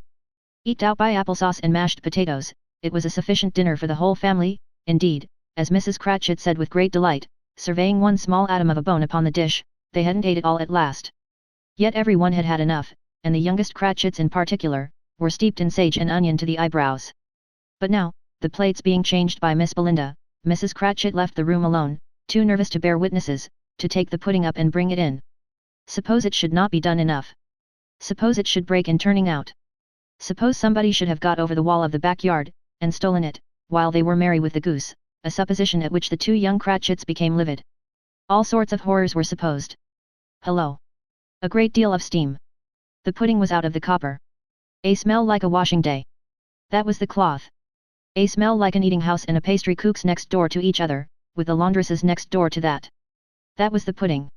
In half a minute Mrs. Cratchit entered, flushed, but smiling proudly, with the pudding, like a speckled cannonball, so hard and firm, blazing in half a quartern of ignited brandy, and bedight with Christmas holly stuck into the top. "Oh, a wonderful pudding!" Bob Cratchit said, and calmly too, that he regarded it as the greatest success achieved by Mrs. Cratchit since their marriage. Mrs. Cratchit said that now the weight was off her mind, she would confess she had had her doubts about the quantity of flour. Everybody had something to say about it, but nobody said or thought it was at all a small pudding for a large family. It would have been flat heresy to do so. Any Cratchit would have blushed to hint at such a thing. At last the dinner was all done, the cloth was cleared, the hearth swept, and the fire made up. The compound in the jug being tasted, and considered perfect, apples and oranges were put upon the table, and a shovelful of chestnuts on the fire. Then all the Cratchit family drew round the hearth, in what Bob Cratchit called a circle, meaning half a one, and at Bob Cratchit's elbow stood the family display of glass. 2 tumblers, and a custard cup without a handle. These held the hot stuff from the jug, however, as well as golden goblets would have done, and Bob served it out with beaming looks, while the chestnuts on the fire sputtered and cracked noisily. Then Bob proposed, "A Merry Christmas to us all, my dears. God bless us." Which all the family re-echoed. God bless us everyone, said Tiny Tim, the last of all. He sat very close to his father's side upon his little stool. Bob held his withered little hand in his, as if he loved the child, and wished to keep him by his side, and dreaded that he might be taken from him. Spirit, said Scrooge, with an interest he had never felt before, tell me if Tiny Tim will live. I see a vacant seat, replied the ghost, in the poor chimney corner, and a crutch without an owner, carefully preserved. If these shadows remain unaltered by the future, the child will die. No, no, said Scrooge. Oh, no, kind spirit, say he will be spared. If these shadows remain unaltered by the future, none other of my race, returned the ghost, will find him here. What then? If he be like to die, he had better do it, and decrease the surplus population. Scrooge hung his head to hear his own words quoted by the spirit, and was overcome with penitence and grief.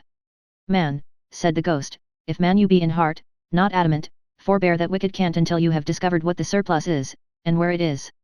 Will you decide what men shall live, what men shall die? It may be, that in the sight of heaven, you are more worthless and less fit to live than millions like this poor man's child. O God! To hear the insect on the leaf pronouncing on the too much life among his hungry brothers in the dust. Scrooge bent before the ghost's rebuke, and trembling cast his eyes upon the ground. But he raised them speedily, on hearing his own name. Mr. Scrooge, said Bob, I'll give you Mr. Scrooge, the founder of the feast. The founder of the feast indeed, cried Mrs. Cratchit, reddening. I wish I had him here. I'd give him a piece of my mind to feast upon, and I hope he'd have a good appetite for it. My dear, said Bob, the children. Christmas Day. It should be Christmas Day, I am sure, said she, on which one drinks the health of such an odious, stingy, hard, unfeeling man as Mr. Scrooge. You know he is, Robert. Nobody knows it better than you do, poor fellow. My dear, was Bob's mild answer, Christmas Day. I'll drink his health for your sake and the day's, said Mrs. Cratchit, not for his. Long life to him. A Merry Christmas and a Happy New Year. He'll be very merry and very happy, I have no doubt. The children drank the toast after her. It was the first of their proceedings which had no heartiness. Tiny Tim drank it last of all, but he didn't care twopence for it. Scrooge was the ogre of the family. The mention of his name cast a dark shadow on the party, which was not dispelled for full 5 minutes. After it had passed away, they were 10 times merrier than before, from the mere relief of Scrooge the baleful being done with. Bob Cratchit told them how he had a situation in his eye for Master Peter, which would bring in, if obtained, full 5 and 6pence weekly.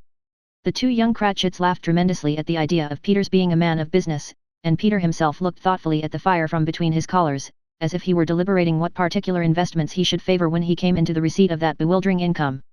Martha, who was a poor apprentice at a milliner's, then told them what kind of work she had to do, and how many hours she worked at a stretch, and how she meant to lie abed tomorrow morning for a good long rest, tomorrow being a holiday she passed at home. Also how she had seen a countess and a lord some days before, and how the lord was much about as tall as Peter, at which Peter pulled up his collars so high that you couldn't have seen his head if you had been there. All this time the chestnuts and the jug went round, and by they had a song, about a lost child travelling in the snow, from Tiny Tim, who had a plaintive little voice, and sang it very well indeed. There was nothing of high mark in this. They were not a handsome family, they were not well dressed, their shoes were far from being waterproof, their clothes were scanty, and Peter might have known, and very likely did, the inside of a pawnbroker's. But, they were happy, grateful, pleased with one another, and contented with the time, and when they faded, and looked happier yet in the bright sprinklings of the spirit's torch at parting, Scrooge had his eye upon them, and especially on Tiny Tim, until the last. By this time it was getting dark, and snowing pretty heavily, and as Scrooge and the spirit went along the streets, the brightness of the roaring fires in kitchens, parlors, and all sorts of rooms, was wonderful.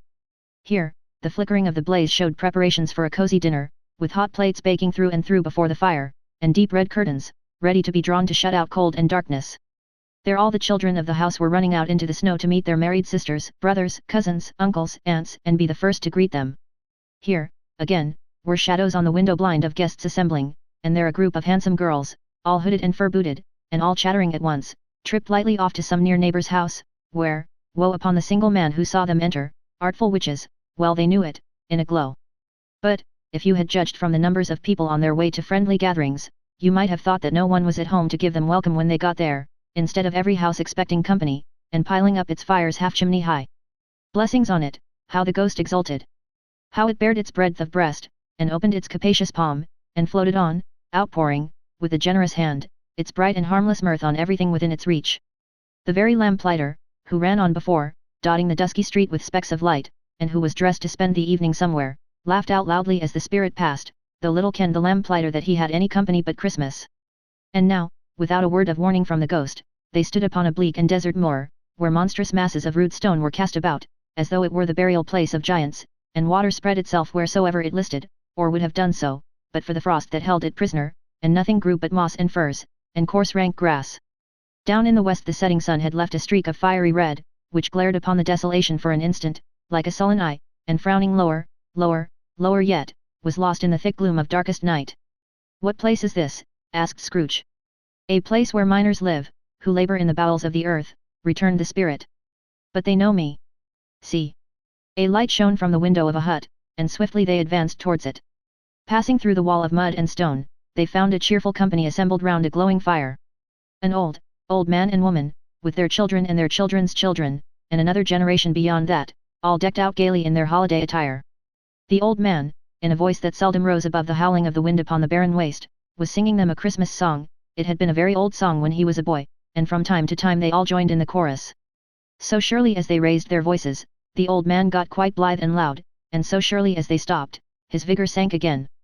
The spirit did not tarry here, but bade Scrooge hold his robe, and passing on above the moor, sped, whither? Not to sea? To sea. To Scrooge's horror, looking back, he saw the last of the land, a frightful range of rocks, behind them, and his ears were deafened by the thundering of water, as it rolled and roared, and raged among the dreadful caverns it had worn, and fiercely tried to undermine the earth.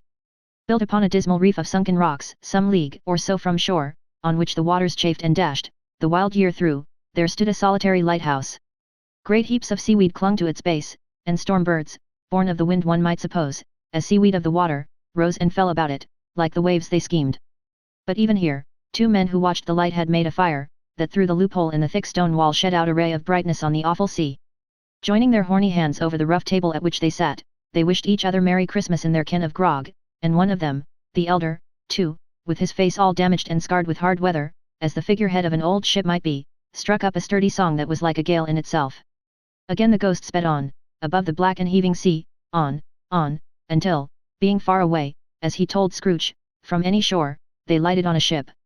They stood beside the helmsman at the wheel, the lookout in the bow, the officers who had the watch, dark, ghostly figures in their several stations, but every man among them hummed a Christmas tune, or had a Christmas thought, or spoke below his breath to his companion of some bygone Christmas day, with homeward hopes belonging to it.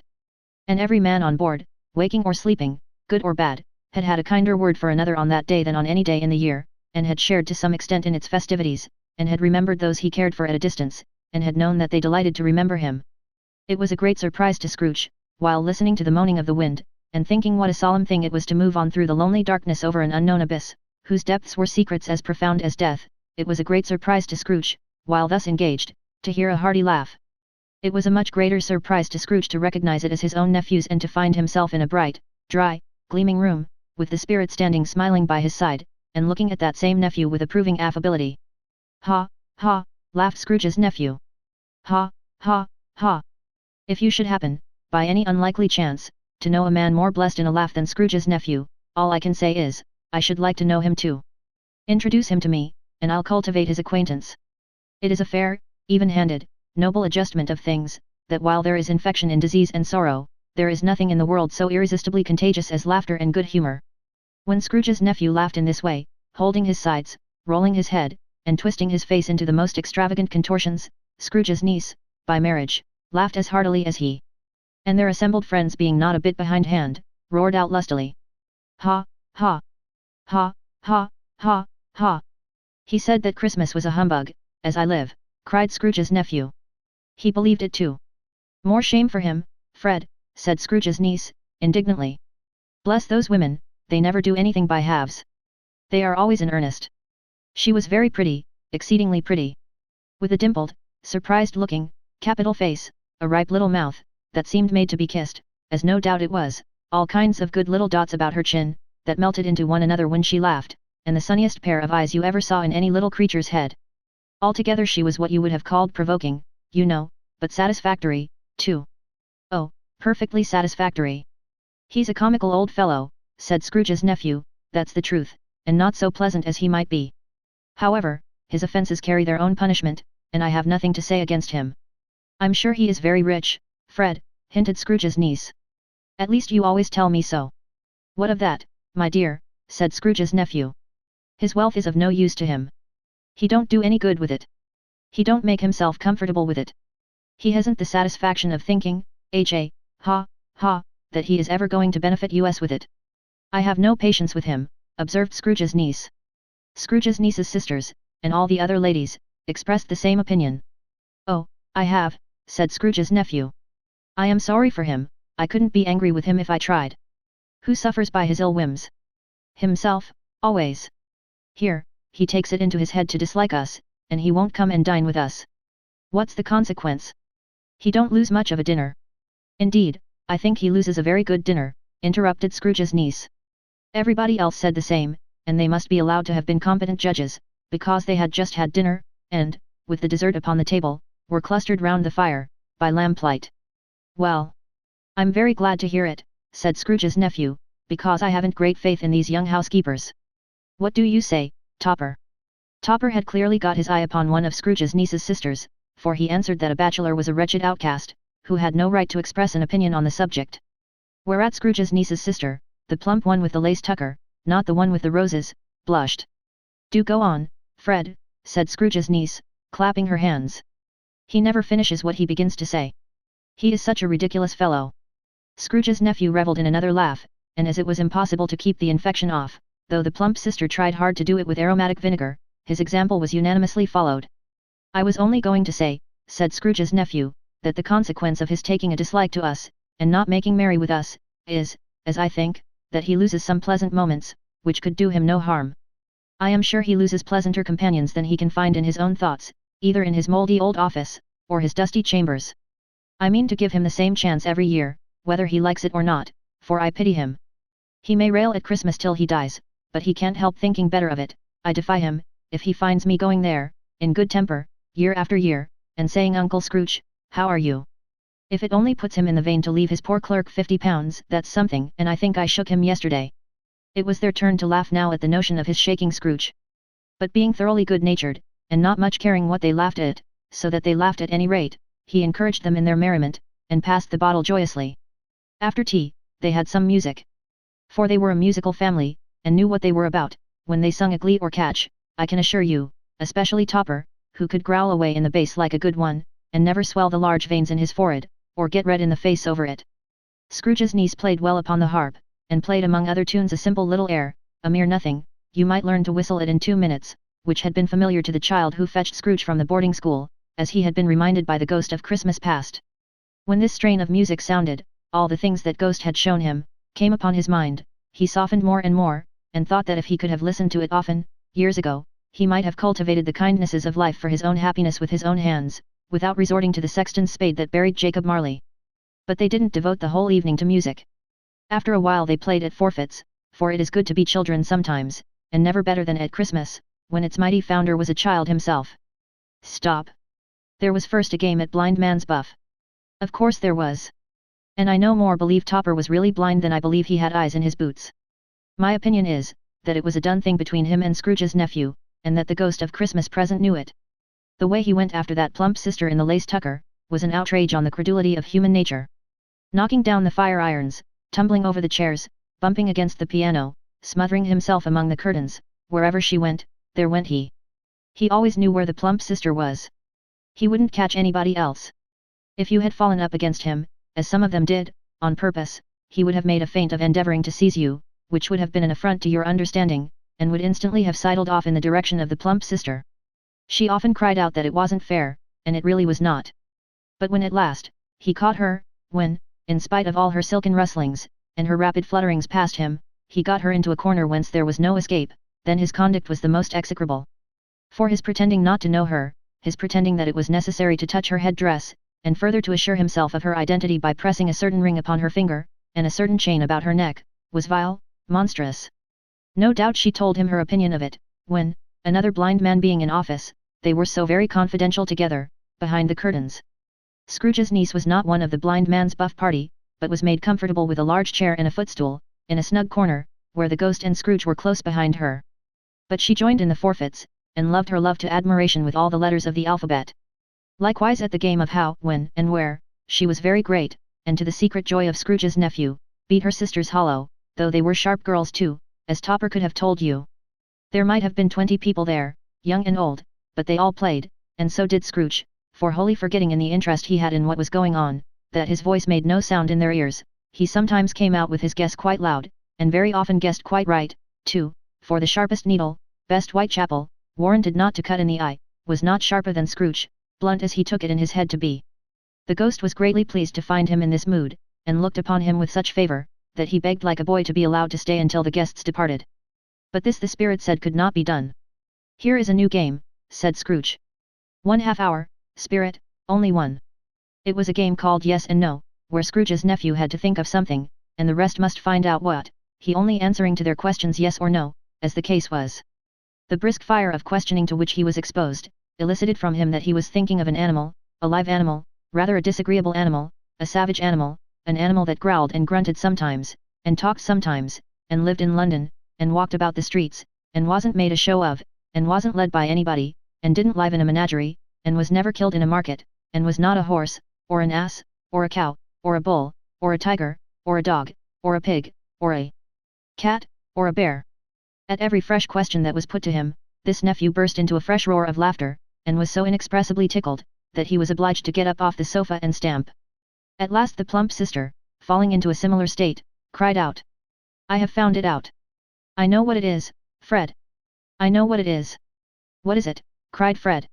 "It's your Uncle Scrooge." Which it certainly was. Admiration was the universal sentiment, though some objected that the reply to "Is it a bear?" ought to have been yes, inasmuch as an answer in the negative was sufficient to have diverted their thoughts from Mr. Scrooge, supposing they had ever had any tendency that way. "He has given us plenty of merriment, I am sure," said Fred, "and it would be ungrateful not to drink his health. Here is a glass of mulled wine ready to our hand at the moment, and I say, Uncle Scrooge." "Well, Uncle Scrooge," they cried. "A Merry Christmas and a Happy New Year to the old man, whatever he is," said Scrooge's nephew. "He wouldn't take it from me, but may he have it, nevertheless. Uncle Scrooge." Uncle Scrooge had imperceptibly become so gay and light of heart, that he would have pledged the unconscious company in return, and thanked them in an inaudible speech, if the ghost had given him time. But the whole scene passed off in the breath of the last words spoken by his nephew, and he and the spirit were again upon their travels. Much they saw, and far they went, and many homes they visited, but always with a happy end. The spirit stood beside sick beds, and they were cheerful, on foreign lands, and they were close at home, by struggling men, and they were patient in their greater hope, by poverty, and it was rich. In almshouse, hospital, and jail, in misery's every refuge, where vain man in his little brief authority had not made fast the door, and barred the spirit out, he left his blessing, and taught Scrooge his precepts. It was a long night, if it were only a night, but Scrooge had his doubts of this, because the Christmas holidays appeared to be condensed into the space of time they passed together. It was strange, too, that while Scrooge remained unaltered in his outward form, the ghost grew older, clearly older. Scrooge had observed this change, but never spoke of it, until they left a children's 12th night party, when, looking at the spirit as they stood together in an open place, he noticed that its hair was grey. "Our spirits live so short?" asked Scrooge. "My life upon this globe is very brief," replied the ghost. "It ends tonight." "Tonight," cried Scrooge. "Tonight at midnight. Hark! The time is drawing near." The chimes were ringing the 11:15 at that moment. "Forgive me if I am not justified in what I ask," said Scrooge, looking intently at the spirit's robe, "but I see something strange, and not belonging to yourself, protruding from your skirts. Is it a foot or a claw?" "It might be a claw, for the flesh there is upon it," was the spirit's sorrowful reply. "Look here." From the foldings of its robe, it brought 2 children, wretched, abject, frightful, hideous, miserable. They knelt down at its feet, and clung upon the outside of its garment. "Oh, man, look here! Look, down here!" exclaimed the ghost. They were a boy and girl. Yellow, meager, ragged, scowling, wolfish, but prostrate, too, in their humility. Where graceful youth should have filled their features out, and touched them with its freshest tints, a stale and shriveled hand, like that of age, had pinched, and twisted them, and pulled them into shreds. Where angels might have sat enthroned, devils lurked and glared out menacing. No change, no degradation, no perversion of humanity, in any grade, through all the mysteries of wonderful creation, has monsters half so horrible and dread. Scrooge started back, appalled. Having them shown to him in this way, he tried to say they were fine children, but the words choked themselves, rather than be parties to a lie of such enormous magnitude. Spirit, are they yours? Scrooge could say no more. They are man's, said the spirit, looking down upon them. And they cling to me, appealing from their fathers. This boy is ignorance. This girl is want. Beware them both, and all of their degree, but most of all beware this boy, for on his brow I see that written which is doom, unless the writing be erased. Deny it, cried the spirit, stretching out its hand towards the city. Slander those who tell it yet. Admit it for your factious purposes, and make it worse. And bide the end. Have they no refuge or resource? Cried Scrooge. Are there no prisons? Said the spirit, turning on him for the last time with his own words. Are there no workhouses? The bell struck 12. Scrooge looked about him for the ghost, and saw it not. As the last stroke ceased to vibrate, he remembered the prediction of old Jacob Marley, and lifting up his eyes, beheld a solemn phantom, draped and hooded, coming, like a mist along the ground, towards him. Stave 4. The last of the spirits. The phantom slowly, gravely, silently, approached. When it came near him, Scrooge bent down upon his knee, for in the very air through which this spirit moved it seemed to scatter gloom and mystery. It was shrouded in a deep black garment, which concealed its head, its face, its form, and left nothing of it visible save one outstretched hand. But for this it would have been difficult to detach its figure from the night, and separate it from the darkness by which it was surrounded. He felt that it was tall and stately when it came beside him, and that its mysterious presence filled him with a solemn dread. He knew no more, for the spirit neither spoke nor moved. I am in the presence of the ghost of Christmas yet to come, said Scrooge. The spirit answered not, but pointed onward with its hand. You are about to show me shadows of the things that have not happened, but will happen in the time before us, Scrooge pursued. Is that so, spirit? The upper portion of the garment was contracted for an instant in its folds, as if the spirit had inclined its head. That was the only answer he received. Although well used to ghostly company by this time, Scrooge feared the silent shape so much that his legs trembled beneath him, and he found that he could hardly stand when he prepared to follow it. The spirit paused a moment, as observing his condition, and giving him time to recover. But Scrooge was all the worse for this. It thrilled him with a vague uncertain horror, to know that behind the dusky shroud, there were ghostly eyes intently fixed upon him, while he, though he stretched his own to the utmost, could see nothing but a spectral hand and one great heap of black. Ghost of the future, he exclaimed, I fear you more than any spectre I have seen. But as I know your purpose is to do me good, and as I hope to live to be another man from what I was, I am prepared to bear you company, and do it with a thankful heart. Will you not speak to me? It gave him no reply. The hand was pointed straight before them. Lead on, said Scrooge. Lead on. The night is waning fast, and it is precious time to me, I know. Lead on, spirit. The phantom moved away as it had come towards him. Scrooge followed in the shadow of its dress, which bore him up, he thought, and carried him along. They scarcely seemed to enter the city, for the city rather seemed to spring up about them, and encompass them of its own act. But there they were, in the heart of it, on change, amongst the merchants, who hurried up and down, and chinked the money in their pockets, and conversed in groups, and looked at their watches, and trifled thoughtfully with their great gold seals, and so forth, as Scrooge had seen them often. The spirit stopped beside one little knot of business men. Observing that the hand was pointed to them, Scrooge advanced to listen to their talk. No, said a great fat man with a monstrous chin, I don't know much about it, either way. I only know he's dead. When did he die? Inquired another. Last night, I believe. Why, what was the matter with him? Asked a third, taking a vast quantity of snuff out of a very large snuff box. I thought he'd never die. God knows, said the first, with a yawn. What has he done with his money? Asked a red-faced gentleman with a pendulous excrescence on the end of his nose, that shook like the gills of a turkey cock. I haven't heard, said the man with the large chin, yawning again. Left it to his company, perhaps. He hasn't left it to me. That's all I know. This pleasantry was received with a general laugh. It's likely to be a very cheap funeral, said the same speaker, for upon my life I don't know of anybody to go to it. Suppose we make up a party and volunteer. I don't mind going if a lunch is provided, observed the gentleman with the excrescence on his nose. But I must be fed, if I make one. Another laugh. Well, I am the most disinterested among you, after all, said the first speaker, for I never wear black gloves, and I never eat lunch. But I'll offer to go, if anybody else will. When I come to think of it, I'm not at all sure that I wasn't his most particular friend, for we used to stop and speak whenever we met. Bye. Speakers and listeners strolled away, and mixed with other groups. Scrooge knew the men, and looked towards the spirit for an explanation. The phantom glided on into a street. Its finger pointed to two persons meeting. Scrooge listened again, thinking that the explanation might lie here. He knew these men, also, perfectly. They were men of business, very wealthy, and of great importance. He had made a point always of standing well in their esteem, in a business point of view, that is, strictly in a business point of view. "How are you?" said one. "How are you?" returned the other. "Well," said the first. "Old Scratch has got his own at last, hey?" "So I am told," returned the second. "Cold, isn't it? Seasonable for Christmas time. You're not a skater, I suppose?" "No. No. Something else to think of. Good morning." Not another word. That was their meeting, their conversation, and their parting. Scrooge was at first inclined to be surprised that the spirit should attach importance to conversations apparently so trivial, but feeling assured that they must have some hidden purpose, he set himself to consider what it was likely to be. They could scarcely be supposed to have any bearing on the death of Jacob, his old partner, for that was past, and this ghost's province was the future.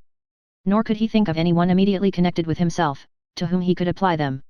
But nothing doubting that to whomsoever they applied they had some latent moral for his own improvement, he resolved to treasure up every word he heard, and everything he saw, and especially to observe the shadow of himself when it appeared. For he had an expectation that the conduct of his future self would give him the clue he missed, and would render the solution of these riddles easy. He looked about in that very place for his own image, but another man stood in his accustomed corner, and though the clock pointed to his usual time of day for being there, he saw no likeness of himself among the multitudes that poured in through the porch. It gave him little surprise, however, for he had been revolving in his mind a change of life, and thought and hoped he saw his newborn resolutions carried out in this. Quiet and dark, beside him stood the phantom, with its outstretched hand. When he roused himself from his thoughtful quest, he fancied from the turn of the hand, and its situation in reference to himself, that the unseen eyes were looking at him keenly. It made him shudder, and feel very cold. They left the busy scene, and went into an obscure part of the town, where Scrooge had never penetrated before, although he recognized its situation, and its bad repute. The ways were foul and narrow, the shops and houses wretched, the people half naked, drunken, slipshod, ugly. Alleys and archways, like so many cesspools, disgorged their offences of smell and dirt and life, upon the straggling streets, and the whole quarter reeked with crime, with filth and misery.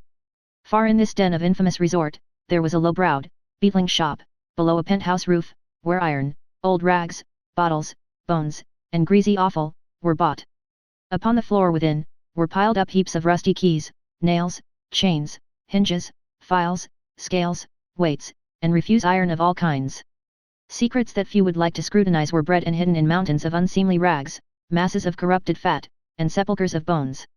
Sitting in among the wares he dealt in, by a charcoal stove, made of old bricks, was a grey-haired rascal, nearly 70 years of age, who had screened himself from the cold air without, by a fussy curtaining of miscellaneous tatters, hung upon a line, and smoked his pipe in all the luxury of calm retirement. Scrooge and the phantom came into the presence of this man, just as a woman with a heavy bundle slunk into the shop. But she had scarcely entered, when another woman, similarly laden, came in too, and she was closely followed by a man in faded black, who was no less startled by the sight of them, than they had been upon the recognition of each other. After a short period of blank astonishment, in which the old man with the pipe had joined them, they all three burst into a laugh. "Let the charwoman alone to be the first," cried she who had entered first. "Let the laundress alone to be the second, and let the undertaker's man alone to be the third. Look here, old Joe, here's a chance. If we haven't all three met here without meaning it." "You couldn't have met in a better place," said old Joe, removing his pipe from his mouth. "Come into the parlour. You were made free of it long ago, you know, and the other two aren't strangers. Stop till I shut the door of the shop. Ah! How it squeaks! There ain't such a rusty bit of metal in the place as its own hinges, I believe, and I'm sure there's no such old bones here, as mine. Ha, ha! We're all suitable to our calling, we're well matched. Come into the parlour. Come into the parlour." The parlour was the space behind the screen of rags. The old man raked the fire together with an old stair rod, and having trimmed his smoky lamp, for it was night, with the stem of his pipe, put it in his mouth again. While he did this, the woman who had already spoken threw her bundle on the floor, and sat down in a flaunting manner on a stool, crossing her elbows on her knees, and looking with a bold defiance at the other two. "What odds then?" "What odds, Mrs. Dilber," said the woman. "Every person has a right to take care of themselves. He always did." "That's true, indeed," said the laundress. "No man more so." "Why then, don't stand staring as if you was afraid, woman, who's the wiser? We're not going to pick holes in each other's coats, I suppose?" "No, indeed," said Mrs. Dilber and the man together. "We should hope not." "Very well, then," cried the woman. "That's enough. Who's the worse for the loss of a few things like these? Not a dead man, I suppose. No, indeed, said Mrs. Dilber, laughing. If he wanted to keep M after he was dead, a wicked old screw, pursued the woman, why wasn't he natural in his lifetime? If he had been, he'd have had somebody to look after him when he was struck with death, instead of lying gasping out his last there, alone by himself. It's the truest word that ever was spoke, said Mrs. Dilber. It's a judgment on him. I wish it was a little heavier judgment, replied the woman, and it should have been, you may depend upon it, if I could have laid my hands on anything else. Open that bundle, old Joe, and let me know the value of it. Speak out plain. I'm not afraid to be the first, nor afraid for them to see it. We know pretty well that we were helping ourselves, before we met here, I believe. It's no sin. Open the bundle, Joe. But the gallantry of her friends would not allow of this, and the man in faded black, mounting the breach first, produced his plunder. It was not extensive.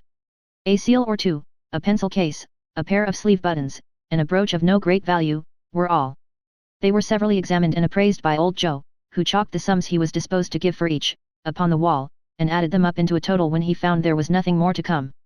That's your account, said Joe, and I wouldn't give another sixpence, if I was to be boiled for not doing it. Who's next? Mrs. Dilber was next. Sheets and towels, a little wearing apparel, 2 old-fashioned silver teaspoons, a pair of sugar tongs, and a few boots. Her account was stated on the wall in the same manner. I always give too much to ladies. It's a weakness of mine, and that's the way I ruin myself, said old Joe. That's your account. If you asked me for another penny, and made it an open question, I'd repent of being so liberal and knock off half a crown. And now undo my bundle, Joe, said the first woman. Joe went down on his knees for the greater convenience of opening it, and having unfastened a great many knots, dragged out a large and heavy roll of some dark stuff. What do you call this? Said Joe. Bed curtains. Ah, returned the woman, laughing and leaning forward on her crossed arms. Bed curtains. You don't mean to say you took 'em down, rings and all, with him lying there, said Joe. Yes I do, replied the woman. Why not? You were born to make your fortune, said Joe, and you'll certainly do it. I certainly shan't hold my hand, when I can get anything in it by reaching it out, for the sake of such a man as he was, I promise you, Joe, returned the woman coolly. Don't drop that oil upon the blankets, now. His blankets? Asked Joe. Whose else's do you think? Replied the woman. He isn't likely to take cold without I dare say. I hope he didn't die of anything catching? Said old Joe, stopping in his work, and looking up. Don't you be afraid of that, returned the woman. I ain't so fond of his company that I'd loiter about him for such things, if he did. Ah! You may look through that shirt till your eyes ache, but you won't find a hole in it, nor a threadbare place. It's the best he had, and a fine one too. They'd have wasted it, if it hadn't been for me. What do you call wasting of it? Asked old Joe. Putting it on him to be buried in, to be sure, replied the woman with a laugh. Somebody was fool enough to do it, but I took it off again. If calico ain't good enough for such a purpose, it isn't good enough for anything. It's quite as becoming to the body. He can't look uglier than he did in that one. Scrooge listened to this dialogue in horror. As they sat grouped about their spoil, in the scanty light afforded by the old man's lamp, he viewed them with a detestation and disgust, which could hardly have been greater, though they had been obscene demons, marketing the corpse itself. Ha, ha, laughed the same woman, when old Joe, producing a flannel bag with money in it, told out their several gains upon the ground. This is the end of it, you see. He frightened every one away from him when he was alive, to profit us when he was dead. Ha, ha, ha. Spirit, said Scrooge, shuddering from head to foot. I see, I see. The case of this unhappy man might be my own. My life tends that way, now. Merciful heaven, what is this? He recoiled in terror, for the scene had changed, and now he almost touched a bed, a bare, uncurtained bed, on which, beneath a ragged sheet, there lay a something covered up, which, though it was dumb, announced itself in awful language. The room was very dark, too dark to be observed with any accuracy, though Scrooge glanced round it in obedience to a secret impulse, anxious to know what kind of room it was. A pale light, rising in the outer air, fell straight upon the bed, and on it, plundered and bereft, unwatched, unwept, uncared for, was the body of this man. Scrooge glanced towards the phantom. Its steady hand was pointed to the head. The cover was so carelessly adjusted that the slightest raising of it, the motion of a finger upon Scrooge's part, would have disclosed the face. He thought of it, felt how easy it would be to do, and longed to do it, but had no more power to withdraw the veil than to dismiss the spectre at his side. O cold, cold, rigid, dreadful death, set up thine altar here, and dress it with such terrors as thou hast at thy command, for this is thy dominion. But of the loved, revered, and honoured head, thou canst not turn one hair to thy dread purposes, or make one feature odious. It is not that the hand is heavy and will fall down when released, it is not that the heart and pulse are still, but that the hand was open, generous, and true, the heart brave, warm, and tender, and the pulse a man's. Strike, shadow, strike! And see his good deeds springing from the wound, to sow the world with life immortal. No voice pronounced these words in Scrooge's ears, and yet he heard them when he looked upon the bed. He thought, if this man could be raised up now, what would be his foremost thoughts? Avarice, hard-dealing, griping cares? They have brought him to a rich end, truly. He lay, in the dark empty house, with not a man, a woman, or a child, to say that he was kind to me in this or that, and for the memory of one kind word I will be kind to him. A cat was tearing at the door, and there was a sound of gnawing rats beneath the hearthstone. What they wanted in the room of death, and why they were so restless and disturbed, Scrooge did not dare to think. Spirit, he said, this is a fearful place. In leaving it, I shall not leave its lesson, trust me. Let us go. Still the ghost pointed with an unmoved finger to the head. I understand you, Scrooge returned, and I would do it, if I could. But I have not the power, Spirit. I have not the power. Again it seemed to look upon him. If there is any person in the town, who feels emotion caused by this man's death, said Scrooge quite agonized, show that person to me, Spirit, I beseech you. The phantom spread its dark robe before him for a moment, like a wing, and withdrawing it, revealed a room by daylight, where a mother and her children were. She was expecting someone, and with anxious eagerness, for she walked up and down the room, started at every sound, looked out from the window, glanced at the clock, tried, but in vain, to work with her needle, and could hardly bear the voices of the children in their play. At length the long-expected knock was heard. She hurried to the door, and met her husband, a man whose face was careworn and depressed, though he was young. There was a remarkable expression in it now, a kind of serious delight of which he felt ashamed, and which he struggled to repress. He sat down to the dinner that had been hoarding for him by the fire, and when she asked him faintly what news, which was not until after a long silence, he appeared embarrassed how to answer. Is it good, she said, or bad, to help him? Bad, he answered. We are quite ruined. No. There is hope yet, Caroline. If he relents, she said, amazed, there is. Nothing is past hope, if such a miracle has happened. He is past relenting, said her husband. He is dead. She was a mild and patient creature if her face spoke truth, but she was thankful in her soul to hear it, and she said so, with clasped hands. She prayed forgiveness the next moment, and was sorry, but the first was the emotion of her heart. What the half-drunken woman whom I told you of last night, said to me, when I tried to see him and obtain a week's delay, and what I thought was a mere excuse to avoid me, turns out to have been quite true. He was not only very ill, but dying, then. To whom will our debt be transferred? I don't know. But before that time we shall be ready with the money, and even though we were not, it would be a bad fortune indeed to find so merciless a creditor in his successor. We may sleep tonight with light hearts, Caroline. Yes. Soften it as they would, their hearts were lighter. The children's faces, hushed and clustered round to hear what they so little understood, were brighter, and it was a happier house for this man's death. The only emotion that the ghost could show him, caused by the event, was one of pleasure. Let me see some tenderness connected with a death, said Scrooge, or that dark chamber, Spirit, which we left just now, will be forever present to me. The ghost conducted him through several streets familiar to his feet, and as they went along, Scrooge looked here and there to find himself, but nowhere was he to be seen. They entered poor Bob Cratchit's house, the dwelling he had visited before, and found the mother and the children seated round the fire. Quiet. Very quiet.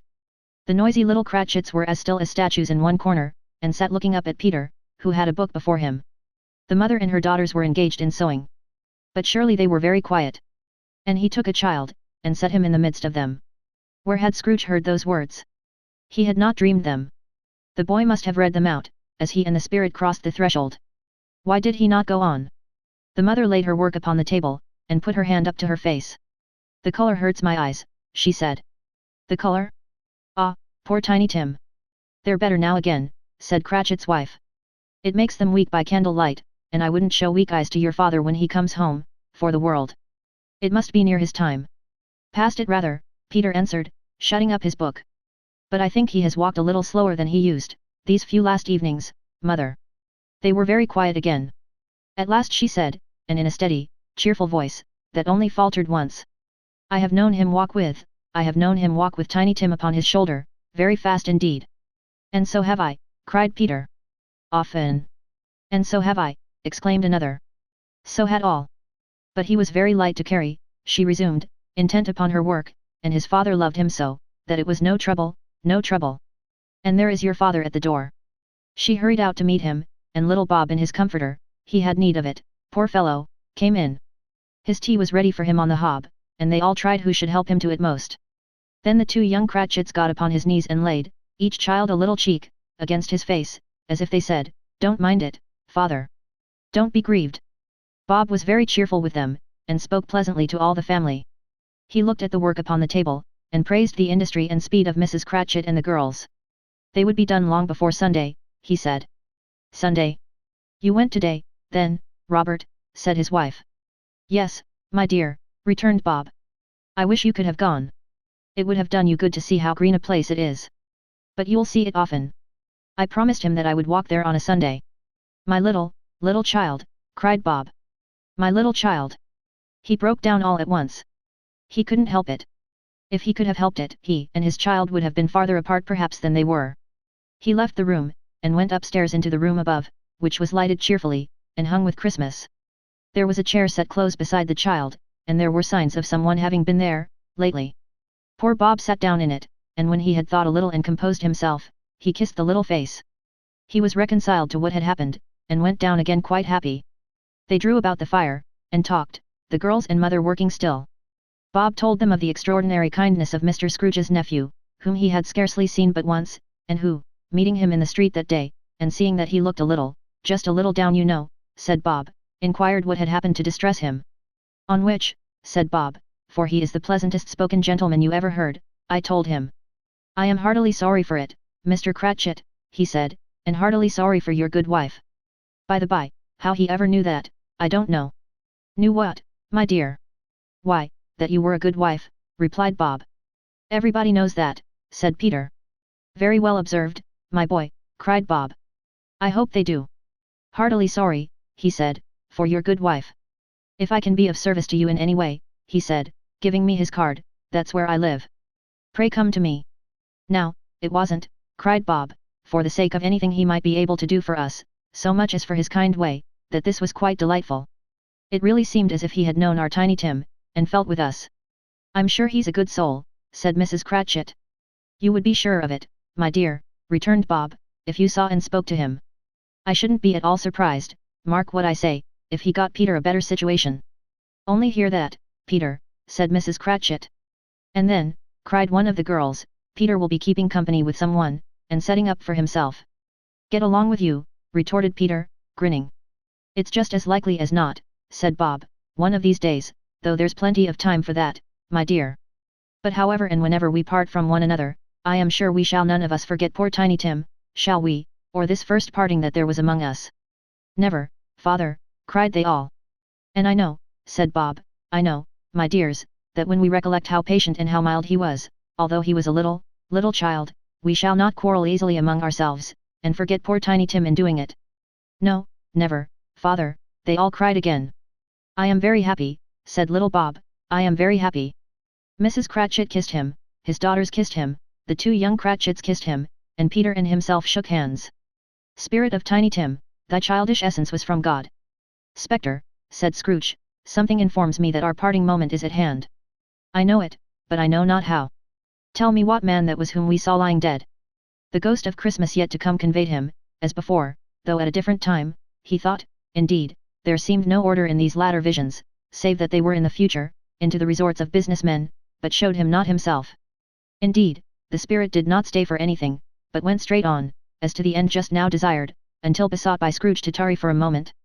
This court, said Scrooge, through which we hurry now, is where my place of occupation is, and has been for a length of time. I see the house. Let me behold what I shall be, in days to come. The spirit stopped, the hand was pointed elsewhere. The house is yonder, Scrooge exclaimed. Why do you point away? The inexorable finger underwent no change. Scrooge hastened to the window of his office, and looked in. It was an office still, but not his. The furniture was not the same, and the figure in the chair was not himself. The phantom pointed as before. He joined it once again, and wondering why and whither he had gone, accompanied it until they reached an iron gate. He paused to look round before entering. A churchyard. Here, then, the wretched man whose name he had now to learn, lay underneath the ground. It was a worthy place. Walled in by houses, overrun by grass and weeds, the growth of vegetation's death, not life, choked up with too much burying, fat with replete appetite. A worthy place. The spirit stood among the graves, and pointed down to one. He advanced towards it trembling. The phantom was exactly as it had been, but he dreaded that he saw new meaning in its solemn shape. "Before I draw nearer to that stone to which you point," said Scrooge, "answer me one question. Are these the shadows of the things that will be, or are they shadows of things that may be, only?" Still the ghost pointed downward to the grave by which it stood. "Men's courses will foreshadow certain ends, to which, if persevered in, they must lead," said Scrooge. "But if the courses be departed from, the ends will change. Say it is thus with what you show me." The spirit was immovable as ever. Scrooge crept towards it, trembling as he went, and following the finger, read upon the stone of the neglected grave his own name, Ebenezer Scrooge. "Am I that man who lay upon the bed?" he cried, upon his knees. The finger pointed from the grave to him, and back again. "No, spirit. Oh no, no." The finger still was there. "Spirit," he cried, tight clutching at its robe, "hear me. I am not the man I was. I will not be the man I must have been but for this intercourse. Why show me this, if I am past all hope?" For the first time the hand appeared to shake. "Good spirit," he pursued, as down upon the ground he fell before it, "your nature intercedes for me, and pities me. Assure me that I yet may change these shadows you have shown me, by an altered life." The kind hand trembled. "I will honor Christmas in my heart, and try to keep it all the year. I will live in the past, the present, and the future. The spirits of all three shall strive within me. I will not shut out the lessons that they teach. Oh, tell me I may sponge away the writing on this stone." In his agony, he caught the spectral hand. It sought to free itself, but he was strong in his entreaty, and detained it. The spirit, stronger yet, repulsed him. Holding up his hands in a last prayer to have his fate reversed, he saw an alteration in the phantom's hood and dress. It shrunk, collapsed, and dwindled down into a bedpost. Stave 5. The end of it. Yes. And the bedpost was his own. The bed was his own, the room was his own. Best and happiest of all, the time before him was his own, to make amends in. "I will live in the past, the present, and the future," Scrooge repeated, as he scrambled out of bed. "The spirits of all three shall strive within me. Oh Jacob Marley! Heaven, and the Christmas time be praised for this. I say it on my knees, old Jacob, on my knees." He was so fluttered and so glowing with his good intentions, that his broken voice would scarcely answer to his call. He had been sobbing violently in his conflict with the spirit, and his face was wet with tears. "They are not torn down," cried Scrooge, folding one of his bed curtains in his arms, "they are not torn down, rings and all. They are here, I am here, the shadows of the things that would have been, may be dispelled. They will be. I know they will." His hands were busy with his garments all this time, turning them inside out, putting them on upside down, tearing them, mislaying them, making them parties to every kind of extravagance. "I don't know what to do," cried Scrooge, laughing and crying in the same breath, and making a perfect Laocoon of himself with his stockings. "I am as light as a feather, I am as happy as an angel, I am as merry as a schoolboy. I am as giddy as a drunken man. A Merry Christmas to everybody. A Happy New Year to all the world. Hello here. Hoob. Hello." He had frisked into the sitting room, and was now standing there, perfectly winded. "There's the saucepan that the gruel was in," cried Scrooge, starting off again, and going round the fireplace. "There's the door, by which the ghost of Jacob Marley entered. There's the corner where the ghost of Christmas Present sat. There's the window where I saw the wandering spirits. It's all right, it's all true, it all happened. Ha ha ha." Really, for a man who had been out of practice for so many years, it was a splendid laugh, a most illustrious laugh. The father of a long, long line of brilliant laughs. "I don't know what day of the month it is," said Scrooge. "I don't know how long I've been among the spirits. I don't know anything. I'm quite a baby. Never mind. I don't care. I'd rather be a baby. Hello. Hoob. Hello here." He was checked in his transports by the churches ringing out the lustiest peals he had ever heard. Clash, clang, hammer, ding, dong, bell. Bell, dong, ding, hammer, clang, clash. "Oh, glorious, glorious." Running to the window, he opened it, and put out his head. No fog, no mist, clear, bright, jovial, stirring, cold, cold, piping for the blood to dance to, golden sunlight, heavenly sky, sweet fresh air, merry bells. "Oh, glorious! Glorious! What's today?" cried Scrooge, calling downward to a boy in Sunday clothes, who perhaps had loitered in to look about him. Returned the boy, with all his might of wonder. What's today, my fine fellow, said Scrooge. Today, replied the boy. Why, Christmas Day. It's Christmas Day, said Scrooge to himself. I haven't missed it. The spirits have done it all in one night. They can do anything they like. Of course they can. Of course they can. Hello, my fine fellow. Hello, returned the boy. Do you know the poulterers, in the next street but one, at the corner? Scrooge inquired. I should hope I did, replied the lad. An intelligent boy, said Scrooge. A remarkable boy. Do you know whether they've sold the prize turkey that was hanging up there, not the little prize turkey, the big one? What, the one as big as me, returned the boy. What a delightful boy, said Scrooge. It's a pleasure to talk to him. Yes, my buck. It's hanging there now, replied the boy. Is it, said Scrooge. Go and buy it. Walk-ye-are, exclaimed the boy. No, no, said Scrooge, I am in earnest. Go and buy it, and tell em to bring it here, that I may give them the direction where to take it. Come back with the man, and I'll give you a shilling. Come back with him in less than 5 minutes and I'll give you half a crown. The boy was off like a shot. He must have had a steady hand at a trigger who could have got a shot off half so fast. I'll send it to Bob Cratchit's, whispered Scrooge, rubbing his hands, and splitting with a laugh. He shan't know who sends it. It's twice the size of Tiny Tim. Joe Miller never made such a joke as sending it to Bob's will be. The hand in which he wrote the address was not a steady one, but write it he did, somehow, and went downstairs to open the street door, ready for the coming of the poulterer's man. As he stood there, waiting his arrival, the knocker caught his eye. I shall love it, as long as I live, cried Scrooge, patting it with his hand. I scarcely ever looked at it before. What an honest expression it has in its face. It's a wonderful knocker. Here's the turkey. Hello. Hoob. How are you? Merry Christmas. It was a turkey. He never could have stood upon his legs, that bird. He would have snapped 'em short off in a minute, like sticks of sealing wax. Why, it's impossible to carry that to Camden Town, said Scrooge. You must have a cab. The chuckle with which he said this, and the chuckle with which he paid for the turkey, and the chuckle with which he paid for the cab, and the chuckle with which he recompensed the boy, were only to be exceeded by the chuckle with which he sat down breathless in his chair again, and chuckled till he cried. Shaving was not an easy task, for his hand continued to shake very much, and shaving requires attention, even when you don't dance while you are at it. But if he had cut the end of his nose off, he would have put a piece of sticking plaster over it, and been quite satisfied. He dressed himself all in his best, and at last got out into the streets. The people were by this time pouring forth, as he had seen them with the ghost of Christmas present, and walking with his hands behind him. Scrooge regarded every one with a delighted smile.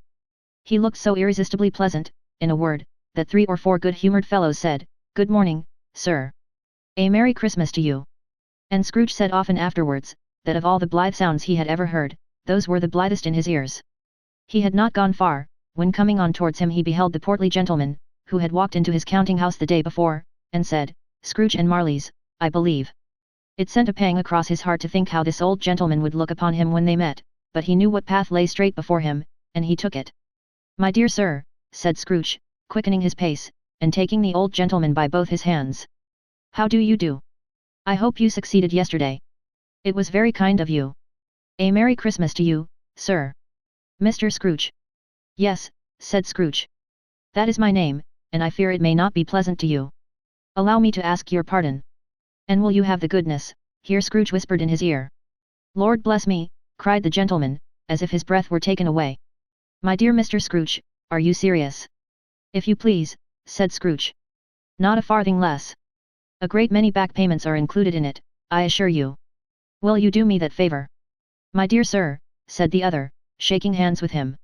I don't know what to say to such munify. Don't say anything, please, retorted Scrooge. Come and see me. Will you come and see me? I will, cried the old gentleman. And it was clear he meant to do it. Thank ye, said Scrooge. I am much obliged to you. I thank you 50 times. Bless you. He went to church, and walked about the streets, and watched the people hurrying to and fro, and patted children on the head, and questioned beggars, and looked down into the kitchens of houses, and up to the windows, and found that everything could yield him pleasure. He had never dreamed that any walk, that anything, could give him so much happiness. In the afternoon he turned his steps towards his nephew's house. He passed the door a dozen times, before he had the courage to go up and knock. But he made a dash, and did it. Is your master at home, my dear? said Scrooge to the girl. Nice girl. Very. Yes, sir. Where is he, my love? Said Scrooge. He's in the dining room, sir, along with mistress. I'll show you upstairs, if you please. Thank ye. He knows me, said Scrooge, with his hand already on the dining room lock. I'll go in here, my dear. He turned it gently, and sidled his face in, round the door. They were looking at the table, which was spread out in great array, for these young housekeepers are always nervous on such points, and like to see that everything is right. Fred, said Scrooge. Dear heart alive, how his niece by marriage started. Scrooge had forgotten, for the moment, about her sitting in the corner with the footstool, or he wouldn't have done it, on any account. Why bless my soul, cried Fred, who's that? It's I. Your Uncle Scrooge. I have come to dinner. Will you let me in, Fred? Let him in. It is a mercy he didn't shake his arm off. He was at home in 5 minutes. Nothing could be heartier. His niece looked just the same. So did Topper when he came. So did the plump sister when she came. So did everyone when they came. Wonderful party, wonderful games, wonderful unanimity, wonderful happiness. But he was early at the office next morning. Oh, he was early there. If he could only be there first, and catch Bob Cratchit coming late. That was the thing he had set his heart upon. And he did it, yes, he did. The clock struck 9. No Bob. A quarter past. No Bob. He was full 18 minutes and a half behind his time. Scrooge sat with his door wide open, that he might see him come into the tank. His hat was off, before he opened the door, his comforter too. He was on his stool in a jiffy, driving away with his pen, as if he were trying to overtake 9 o'clock. Hello, growled Scrooge, in his accustomed voice, as near as he could feign it. What do you mean by coming here at this time of day? I am very sorry, sir, said Bob. I am behind my time. You are, repeated Scrooge. Yes. I think you are. Step this way, sir, if you please. It's only once a year, sir, pleaded Bob, appearing from the tank. It shall not be repeated. I was making rather merry yesterday, sir. Now, I'll tell you what, my friend, said Scrooge, I am not going to stand this sort of thing any longer. And therefore, he continued, leaping from his stool, and giving Bob such a dig in the waistcoat that he staggered back into the tank again, and therefore I am about to raise your salary. Bob trembled, and got a little nearer to the ruler. He had a momentary idea of knocking Scrooge down with it, holding him, and calling to the people in the court for help and a straight waistcoat. A Merry Christmas, Bob, said Scrooge, with an earnestness that could not be mistaken, as he clapped him on the back. A merrier Christmas, Bob, my good fellow, than I have given you, for many a year. I'll raise your salary, and endeavour to assist your struggling family, and we will discuss your affairs this very afternoon, over a Christmas bowl of smoking bishop, Bob. Make up the fires, and buy another coal scuttle before you dot another I, Bob Cratchit. Scrooge was better than his word. He did it all, and infinitely more, and to Tiny Tim, who did not die, he was a second father. He became as good a friend, as good a master, and as good a man, as the good old city knew, or any other good old city, town, or borough, in the good old world. Some people laughed to see the alteration in him, but he let them laugh, and little heeded them, for he was wise enough to know that nothing ever happened on this globe, for good, at which some people did not have their fill of laughter in the outset, and knowing that such as these would be blind anyway, he thought it quite as well that they should wrinkle up their eyes in grins, as have the malady in less attractive forms. His own heart laughed, and that was quite enough for him. He had no further intercourse with spirits, but lived upon the total abstinence principle, ever afterwards, and it was always said of him, that he knew how to keep Christmas well, if any man alive possessed the knowledge. May that be truly said of us, and all of us. And so, as Tiny Tim observed, God bless us, everyone.